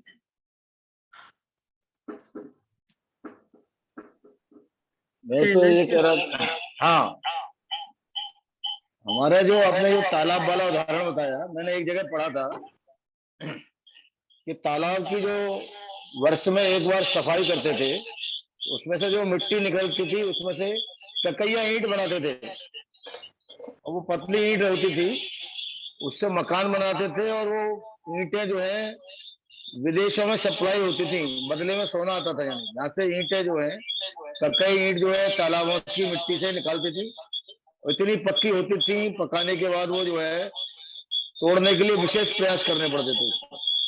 और वो ईंटों का ये था कि 1,000 साल तक वो ईंटें हैं सुरक्षित अभी तक। आप कह रहे हैं, बिल्कुल ठीक कह रहे हैं। अलग अलग ढंग से गांव में ये तालाबों का रखरखाव होता था। मैंने एक बताया कि गणेश जी के विसर्जन के समय किस प्रकार से गांव के तालाब की मिट्टी जो बारिश के पानी के साथ में बह के आती है तालाब में, वो तो प्राकृतिक प्रक्रिया है, चलती रहती है। तो गांव में से मिट्टी निकालने की आवश्यकता भी निरंतर होती है। तो किस प्रकार से गांव में अलग अलग रीति रिवाजों के माध्यम से ये होता था। ऐसी एक प्रथा ऐसी थी कि गांव में जो खेत होते थे उन्हें पानी की आवश्यकता होती थी। अरे पानी गांव के तालाब से ही मिलता था। बारिश के दिनों में तो सीधा मिलता था, उसके बाद में बारिश खत्म होने के बाद में तो तालाबों से मिलता था। तो तालाबों से जिस खेत में पानी देना है, इसके लिए कुछ नियम बनाए हुए थे। जिसके खेत में ये पानी देना है, उस खेत के मालिक के जो पशु होते थे, गाय भैंसे हुआ करती थी, इनको उस तालाब में लाकर तालाब में इनको नचाया जाता था। अब कल्पना करिए, नचाएंगे तो जो तालाब की मिट्टी है, ये मिट्टी फिर ऊपर आती थी। पूरा तालाब जो है ये मिट्टीमय हो जाता था, तालाब का पानी मिट्टीमय हो जाता। अब इस मिट्टीमय तालाब के पानी को खेतों में छोड़ दिया जाता था। तो इसके कारण खेतों में नई मिट्टी भी प्राप्त होती थी, उपजाऊ ऐसी मिट्टी भी प्राप्त होती थी पानी के साथ में, और दूसरी ओर तालाब का भी रखरखाव हो जाता था। इस प्रकार से अलग अलग ढंग से फिर तालाब की मिट्टी के अलग अलग उपयोग होते थे, वो भी करते थे गांव के लिए, यानी भवन उत्पादन के लिए, कवेल उत्पादन के अलग अलग प्रकार से। तो ये सब गांव की व्यवस्था को, गांव की पोषण व्यवस्था को स्वावलंबी बनाने वाले ऐसे ही ये सब होते थे। परस्परावलंबन पर ये चला करते थे। अभी तो गांव का स्थिति तालाब भी, यदि किसी गांव में तालाब नष्ट हो गया है किसी कारण से, तो गांव की अन्न की आश्वस्ति होने के बाद में ऐसी जातियां हुआ करती थी हर प्रांत में, हर भाषिक समाज में भारत के ऐसी जातियां हुआ करती थी कि जो जिनका काम ही, जीवन भर का काम ही तालाब बनाना हुआ करता था। एक अनुपम मिश्र करके लेखक हैं, उनकी लिखी पुस्तक है आज भी खड़े हैं तालाब। इसमें वो बताते हैं कि किस प्रकार से गांव में तालाब बनते थे। और किस प्रकार से पूरा गांव उस तालाब के निर्माण में योगदान देता था। गांव का हर सक्षम व्यक्ति, वो ब्राह्मण हो, क्षत्रिय हो, वैश्य हो, जो भी हो,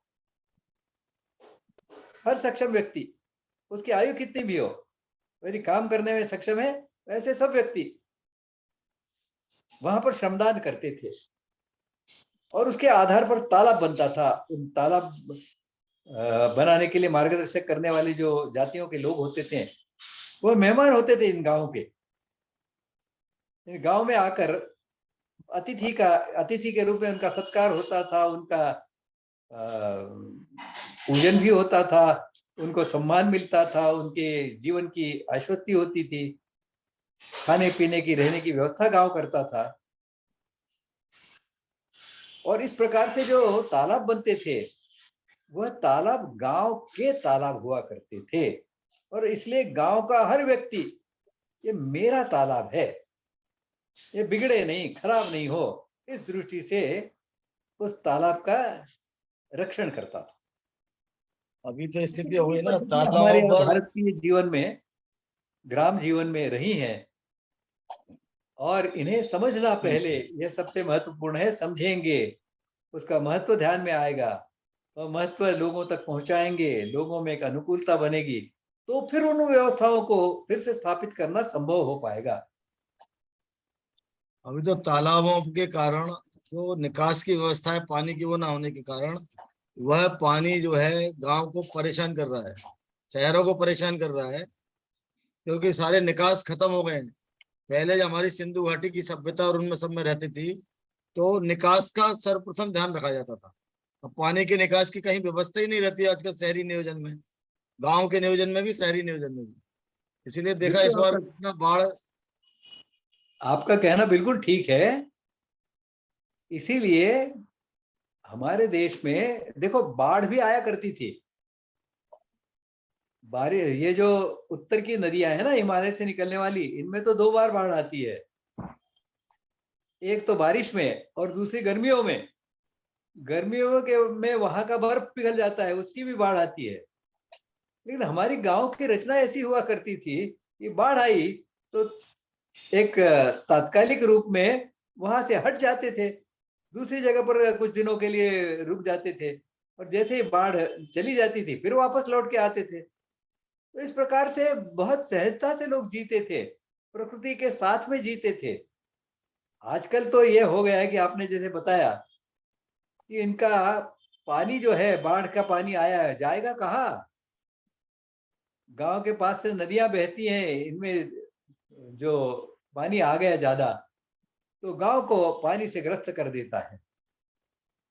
यह जो परिस्थितियां निर्माण हुई है, उसका कारण ही हमारी ग्राम व्यवस्था दुर्बल होना है, शहरों का बढ़ना है।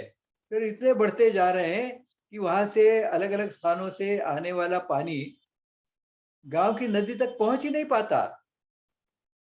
वह गांव में या कहीं और रह जाता है और फिर जब बारिश होती है तो पूरा शहर जो है वो पानीमय हो जाता है, जलमय हो जाता है। बड़े बड़े शहरों में आज भी ये स्थिति है। यह तो बिल्कुल स्वाभाविक है। वर्तमान की जो हमारी नगर रचनाएं हैं, उनके कारण यह तो होने ही वाला है। इसीलिए हमें एक संतुलित, यानी गांव के ऊपर प्रमुखता से और गांव की आवश्यकताओं की पूर्ति की दृष्टि से कुछ नगरों के निर्माण, इस प्रकार से समाज जीवन के निवास रचना का विचार तो हमें करना ही होगा। ठीक है, चर्चा तो लंबी है काफी। जैसे हमारे यहाँ भी जो है गांव में, मथुरा के बहुत से गांवों में ग्राम का जो तालाब जो है उनके पूजन का कार्यक्रम प्रारंभ किया है, और गांव और वहाँ के गांव के सहयोग के द्वारा, ग्रामीणों के सहयोग के द्वारा तालाबों को साफ किया जा रहा है। ऐसे 85 गांव मथुरा जिले के जो है हुए हैं, और ये अभियान चल रहा है हमारा। उसके तालाब के प्रमुख अलग बनाए, हमारी गतिविधि अलग बना दी है यहाँ पर। मुझे ऐसा लगता है कि तालाब एक गांव का रहे, ऐसी भावना बनी रहने की दृष्टि से तालाब का विचार होना चाहिए, ये मेरा है। राधाष्टमी, ये राधाष्टमी पे अभियान लेते हैं हम लोग। हाँ, तो ये भावना यदि आप इसमें विकसित कर रहे हैं तो ये बहुत अच्छी बात है। इसी प्रकार से होना चाहिए। ये मेरा तालाब है, मेरे गांव का तालाब है, इसकी रक्षा करना मेरी जिम्मेदारी है।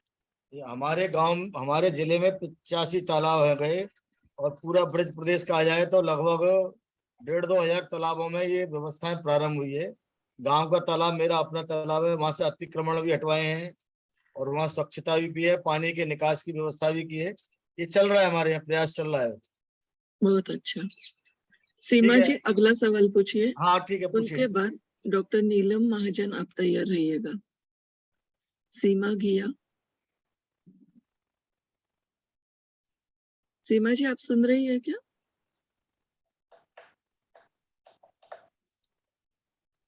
डॉक्टर नीलम महाजन आप पूछिए। जी धन्यवाद जी। आपकी आवाज ब्रेक हो बहुत रही ही, है। जी अब ठीक है? हाँ ठीक है। थोड़ा अभी जोर से बोलिए। जी अच्छा जी।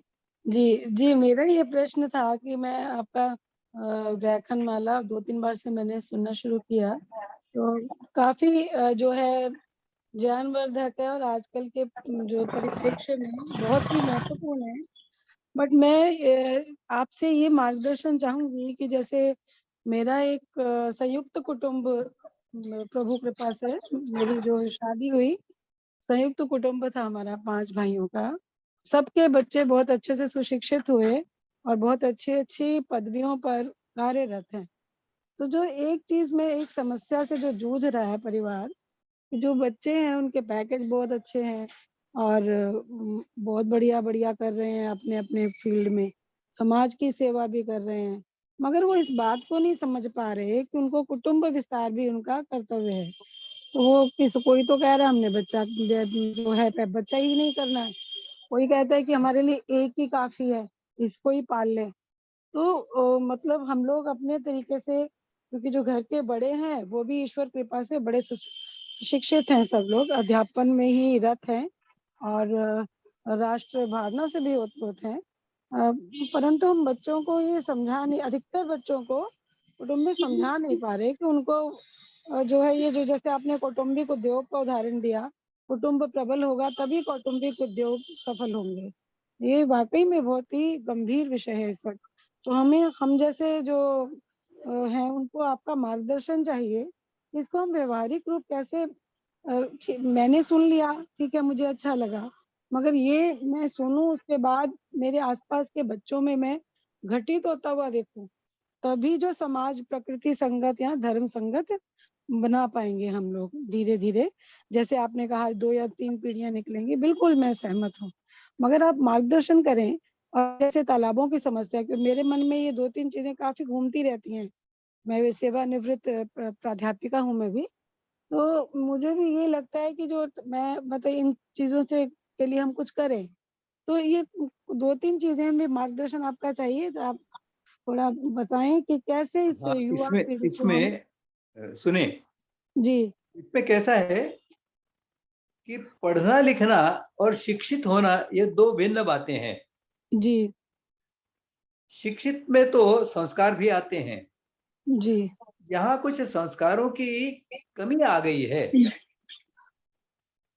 यानी जी, आपके दृष्टि से आपने जो बताया कि 5 भाई साथ में रहते थे और 5 बहुएं वगैरह ऐसा सब, तो ये बहुत अच्छा बाहर से दिखने वाला चित्र है, लेकिन प्रत्यक्ष में इन सबके मन जो हैं यह तो आधुनिकता से प्रभावित हैं, आधुनिकता के जो अनिष्ट हैं उनसे प्रभावित है। इनको कभी पितर ऋण क्या होता है और पितर ऋण से मुक्त होना क्यों आवश्यक होता है यह तो बताया नहीं गया होगा, वो इनके शिक्षा का अंग है नहीं। जी, तो ये तो कहेंगे कि भाई हम हमारे लिए तो एक ही बच्चा काफी है।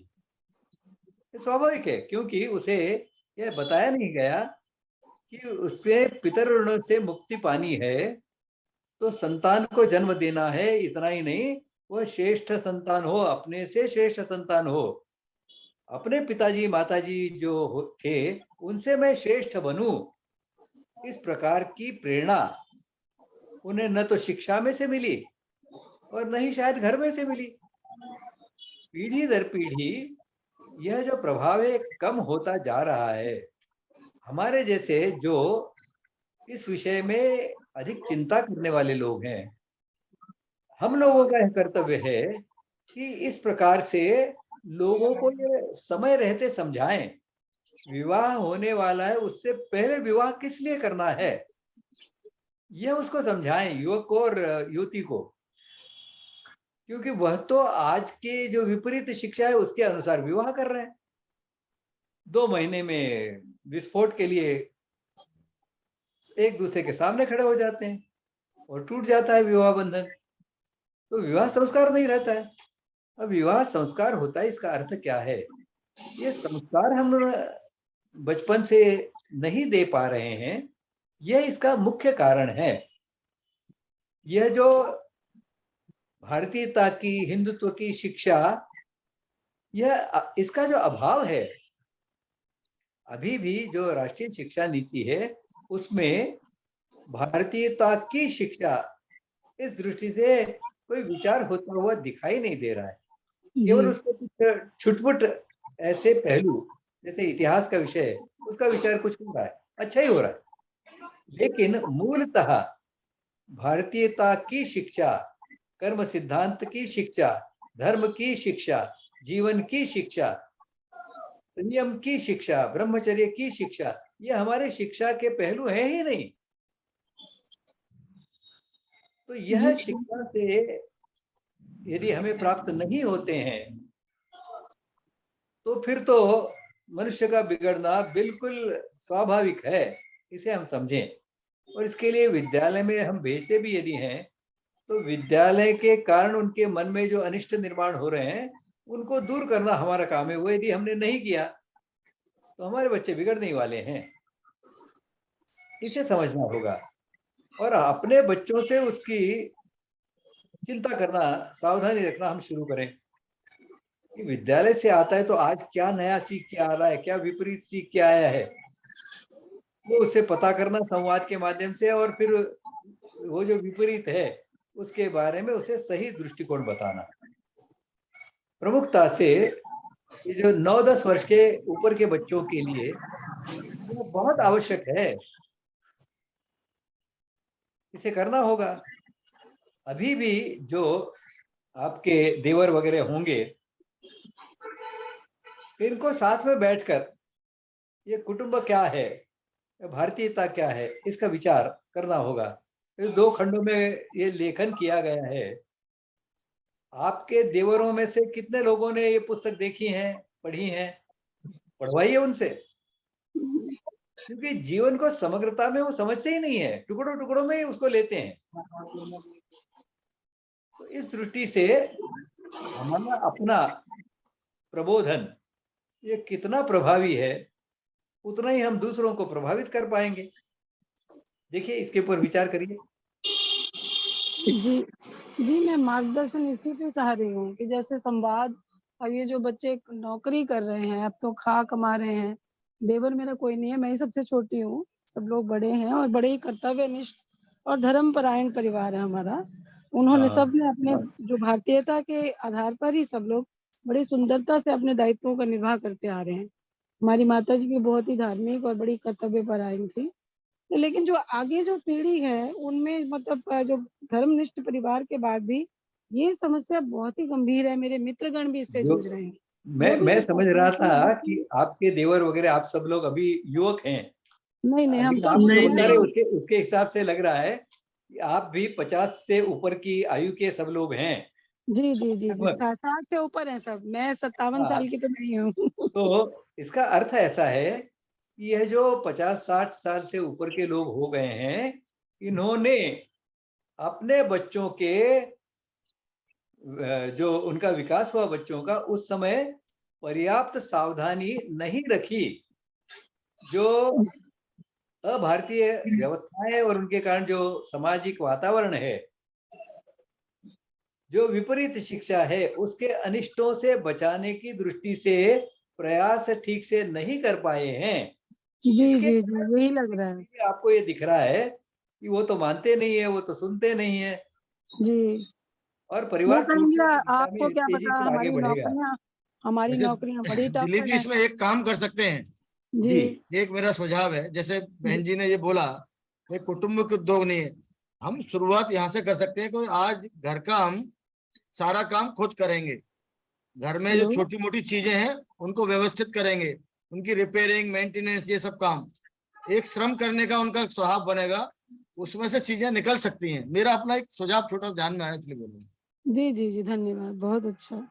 ये मतलब ये परेशानी सिर्फ मेरी नहीं है, मेरे जो मित्र, मैं भी वर्किंग रही हूँ, तो मेरे जो जितने भी मित्रगण हैं, ये सबकी समस्या इस वक्त, ये ज्वलंत समस्या से लोग जूझ रहे हैं कि बच्चे पहली बार तो कुछ बच्चे, और एक पीढ़ी तो और आगे निकल गई है, वो कहते हैं हमें शादी नहीं करनी। जो शादी जी करते हैं वो कहते हैं या तो हमें एक ही बेबी करना है, और एक ऐसी भी वैरायटी है जो कहते हैं हमें बच्चा करना ही नहीं है। वो उनको हम या कैसे समझाएं? हमें इसके लिए मार्गदर्शन इस वक्त, ये औषधि चाहिए अभी हमें। वो जो आपने बताया वो तो पोते पोतियों के साथ, दोते दोतियों के साथ ठीक है, ये किया जा सकता है, लेकिन अभी जो जो इस उसमें आ चुके हैं, और राष्ट्र की जिम्मेदारी उन पर भी है, कुटुंब की जिम्मेदारी उन पर भी है। अब उनको औषधि देनी है, रोग हो चुका है, तो उस तरह से औषधि रूप में मार्गदर्शन करें कृपया। आने वाले व्याख्यान में करें, चाहे आज समय है तो आज को। जी आप नहीं, नीलम जी कृपया व्यक्तिगत संपर्क करें, समय की जी मर्यादा को देखते हुए। हाँ ठीक है, ठीक है। सीमा घिया अगला सवाल। बहन जी आप मुझे अभी फोन करिए, फोन पर बात करेंगे हम थोड़ी विस्तार से। जी अच्छा, जी अच्छा, धन्यवाद। सीमा घिया संपर्क हुआ है हेलो, उनसे। नमस्कार गुरुजी। एक मिनट। नमस्कार। हाँ गुरुजी, आपने जो बोली समस्या वो बिल्कुल सही है। मैं भी रिटायरमेंट के एज पे हूँ, और शायद मैंने भी अपने समय में, क्योंकि हम पाश्चात्य विकास से बहुत प्रभावित थे, इसलिए हम बच्चों को ढंग से समझा नहीं पाए कि भारतीय कुटुंब व्यवस्था क्या होती है। तो अब जो समस्या हमें समझ में आ रही है यही कि बच्चे लोग अभी एक बच्चा या हमको बच्चा नहीं चाहिए इस धारणा पर आ गए हैं। उसको उनको हम किन शब्दों से समझाएं अब, क्योंकि अब मेरे बच्चे भी उस स्टेज पे आ गए हैं, शादी हो गई है, 2-3 साल हो गए हैं, अभी बच्चा नहीं करना है, करना तो एक ही करना है। कुटुंब तो बढ़ना चाहिए, क्योंकि वो एक बच्चा भी बहुत असुरक्षित हो जाता है, अकेला रहता है। हम माँ बाप चले गए तो एक बच्चा तो बिल्कुल असुरक्षित हो जाता है। तो इमोशनल वे से देखा जाए तो उसके पास में अपने इमोशन शेयर करने वाला कोई नहीं है, अपनापन कहीं भी नहीं मिलता है। तो ये चीज अब हम कैसे, किन शब्दों से समझाएं, ये एक बड़ी मुश्किल बात हो गई। उसके लिए आपका थोड़ा सा मार्गदर्शन चाहिए था।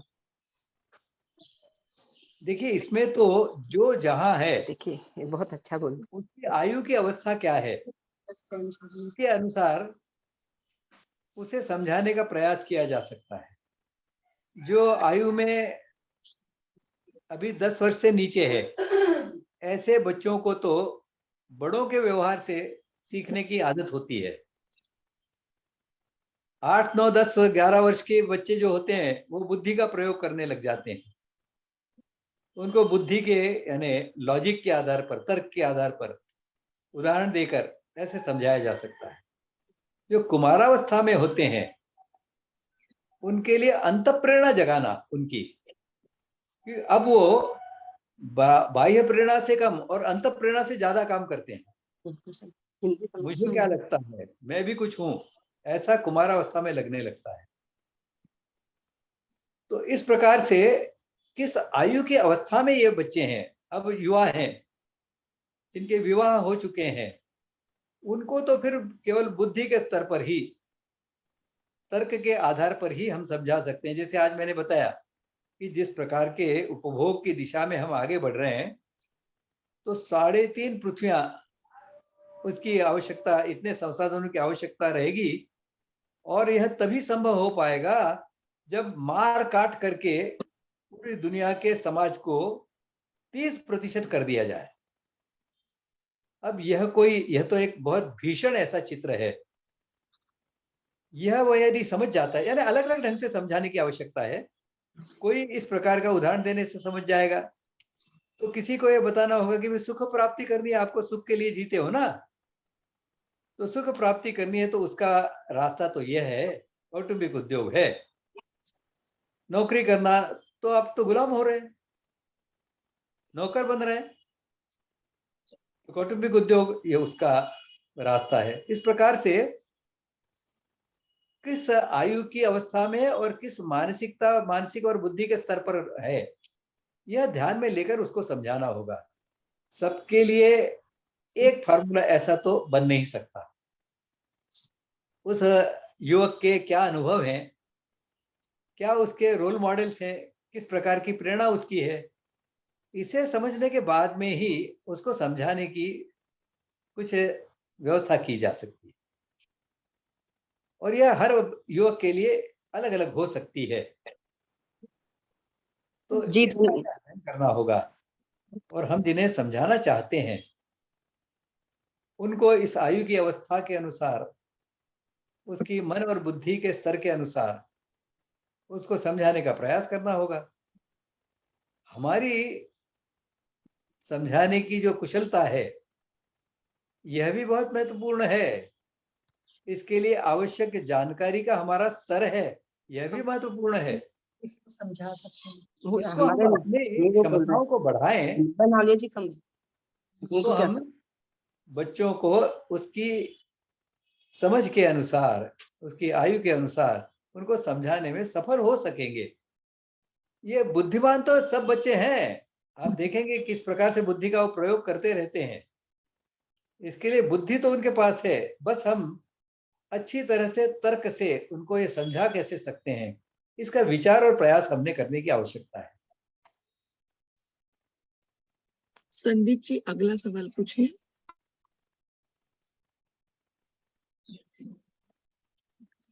संदीप जी। जी गुरुजी प्रणाम, मेरी आवाज आ रही है? जी आ रही है। अच्छा, मैंने दोनों पुस्तकों में से एक पुस्तक तो भारतीय जीवन का प्रतिमान एक अपने निसर्ग जोशी जी हैं अहमदाबाद में, उनको भेंट उपहार दिया था। तो जब जब आप लोग एक्सटेंड करते जाते हैं तो मैं भी एक्सटेंड करते जाता हूँ कि किसी न किसी को ये पुस्तकें दी जाए।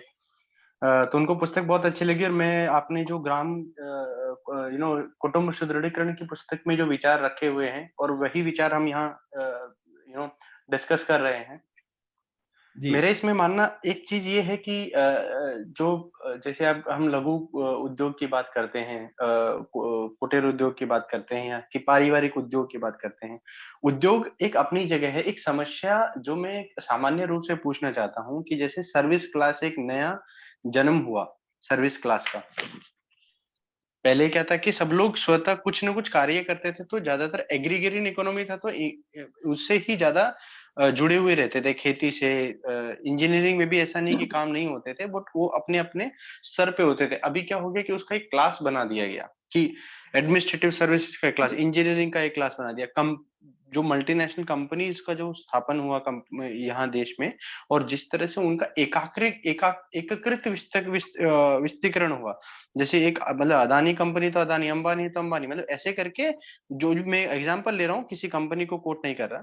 तो उससे क्या है कि जैसे ग्राम से शहर की तरफ पलायन होने लगा। और आर्थिक तौर पे देखा जाए, जो मैडम नीलम जी कह रही थी, मैं उस चीज को ये कहना चाहूंगा कि जैसे मेरे पिताजी थे, तो उन्होंने गरीबी या ये समझो कि उस संसाधनों के अभाव में कुछ चीजों को सोचा, देखा कि हमारे पास पेंसिल नहीं है, हमारे पास कपड़े खरीदने के लिए पैसे या कुछ भी, एक आर्थिक रूप से कमजोर थे, तो उस विषय को उन्होंने हमारे ऊपर जो बल दिया कि आप लोग बड़े बनो, आप लोग पैसे कमाओ, आप लोग अच्छी पोजीशंस पे जाओ।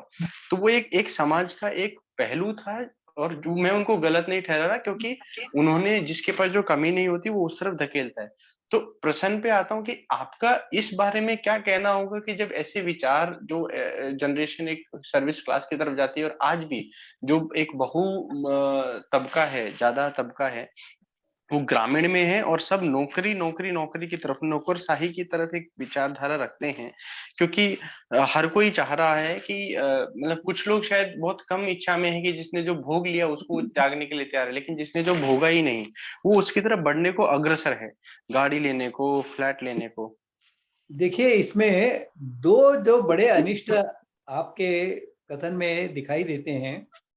एक बड़ा अनिष्ट यह है कि हम पूरे समाज को नौकर बना रहे हैं। अब इसे यदि कोई अनिष्ट नहीं मानता है तो उसको नहीं सुधारा जा सकता। समझाने का प्रयास कर सकते हैं, लेकिन जब तक वो इसे अनिष्ट नहीं मानता कोई परिवर्तन नहीं होगा। दूसरा, ये जो सर्विस सेक्टर हम कहते हैं, यह तो वास्तव में कोई उत्पादक ऐसी प्रक्रिया इसमें चलती नहीं है। यह तो जैसे मच्छर और खटमल होते हैं ना, ये परजीवी होते हैं।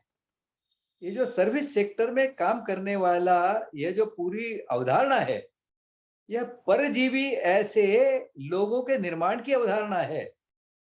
खुद तो निर्माण कुछ करते नहीं है, बस दलाली करते हैं, उसमें पगार पाते हैं, नौकरी करते हैं। दलाल के यहाँ नौकरी होती है, ये दलाली होते हैं। ये बड़े बड़े उद्योजक हैं, ये क्या है, ये दलाली ही कर रहे हैं। नौकर रख के उत्पादन करते हैं और बेचते हैं, फिर दूसरों को देते हैं, कुछ सेवाएं बेचते हैं, यानी सर्विस सेक्टर में काम करते हैं।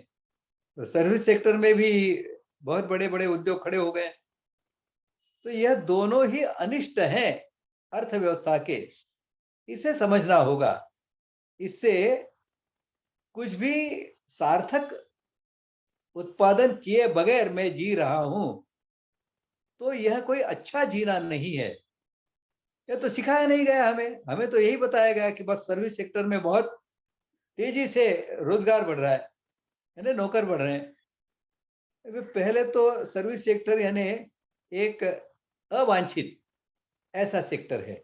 हमारे यहाँ तो कौटुंबिक उद्योग या ग्राम आधारित जो अर्थव्यवस्था थी, उसमें इनका कोई स्थान नहीं था। व्यापार हुआ करता था।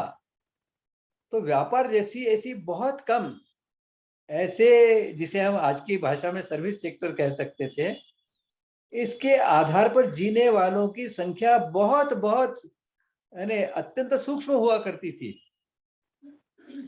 आज उसको बढ़ावा दे रहे हैं हम, उत्पादन यंत्रों से करवा रहे हैं, बेरोजगारी बढ़ रही है।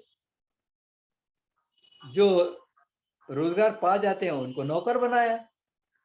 तो ये सब अनिष्टों से भरा हुआ ऐसा जीवन हम जीने की दिशा में बढ़ रहे हैं। इसकी जो भयंकरता है, भीषणता है, इसे हमें ठीक ढंग से युवकों के सामने रखना होगा। तो इसके प्रभाव परिणाम हमें जरूर प्राप्त होंगे। लेकिन हम ही यदि समझते हैं कि नहीं, अब तो सर्विस सेक्टर का जमाना आ गया है, अरे जमाना क्या आ गया, यह तो मजबूरी में धकेला जा रहा है हमें उस ओर। नौकर बनने का जमाना है, नौकरी का, क्या करें, अरे हमें धकेला जा रहा है नौकर बनने की ओर। क्योंकि हमने कभी स्वावलंबी ग्राम का विचार नहीं किया, हमने कभी कौटुंबिक उद्योग का विचार नहीं किया, हमने कभी भारतीय समाज जीवन की रचनाओं का विचार नहीं किया, सिखाया नहीं गया। इसके कारण यह सब है। इसलिए ये जो पूरे विषय को नाम दिया है ना, जीवन का भारतीय प्रतिमान, इस प्रतिमान को समग्रता में हमें समझना होगा। तो फिर समस्याएं किस किस ओर से निर्माण हो रही हैं, इनका ज्ञान हमें हो पाएगा। अब किसान आज आत्महत्याएं कर रहा है, यह केवल किसान की समस्या मानकर हम चल रहे हैं, ये पूरे समाज की समस्या नहीं मानते हम, ये पूरे हमारे समाज जीवन के प्रतिमान की समस्या नहीं मानते हम। जिस दिन हम समझ जाएंगे कि समाज जीवन के प्रतिमान की समस्या है, प्रतिमान में सुधार करने की आवश्यकता है, उस दिन किसानों की आत्महत्याएं बंद हो जाएंगी।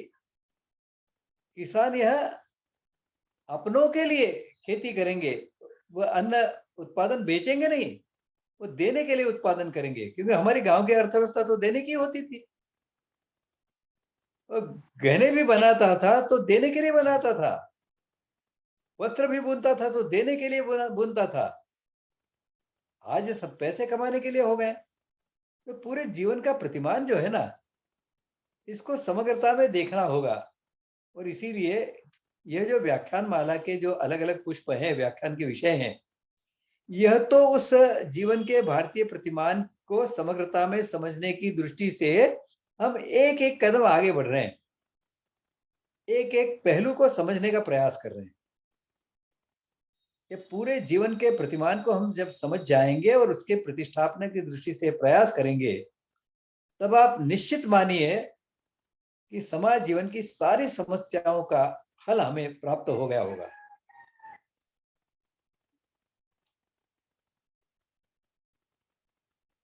धन्यवाद सर। आप आज के सारे सवाल हो चुके हैं। आज के सत्र में यही रोकते हैं। अगले गुरुवार यानी 4 अगस्त को हम फिर मिलेंगे सुबह 7:30 बजे। ओम सर्वेत्र सुखिनः सन्तु, सर्वे सन्तु निरामयाः, सर्वे भद्राणि पश्यन्तु, मा कश्चित् दुःखभाग् भवेत्। ओम शांति शांति शांति। धन्यवाद। सभी को सादर नमस्कार। आपका दिन शुभ हो।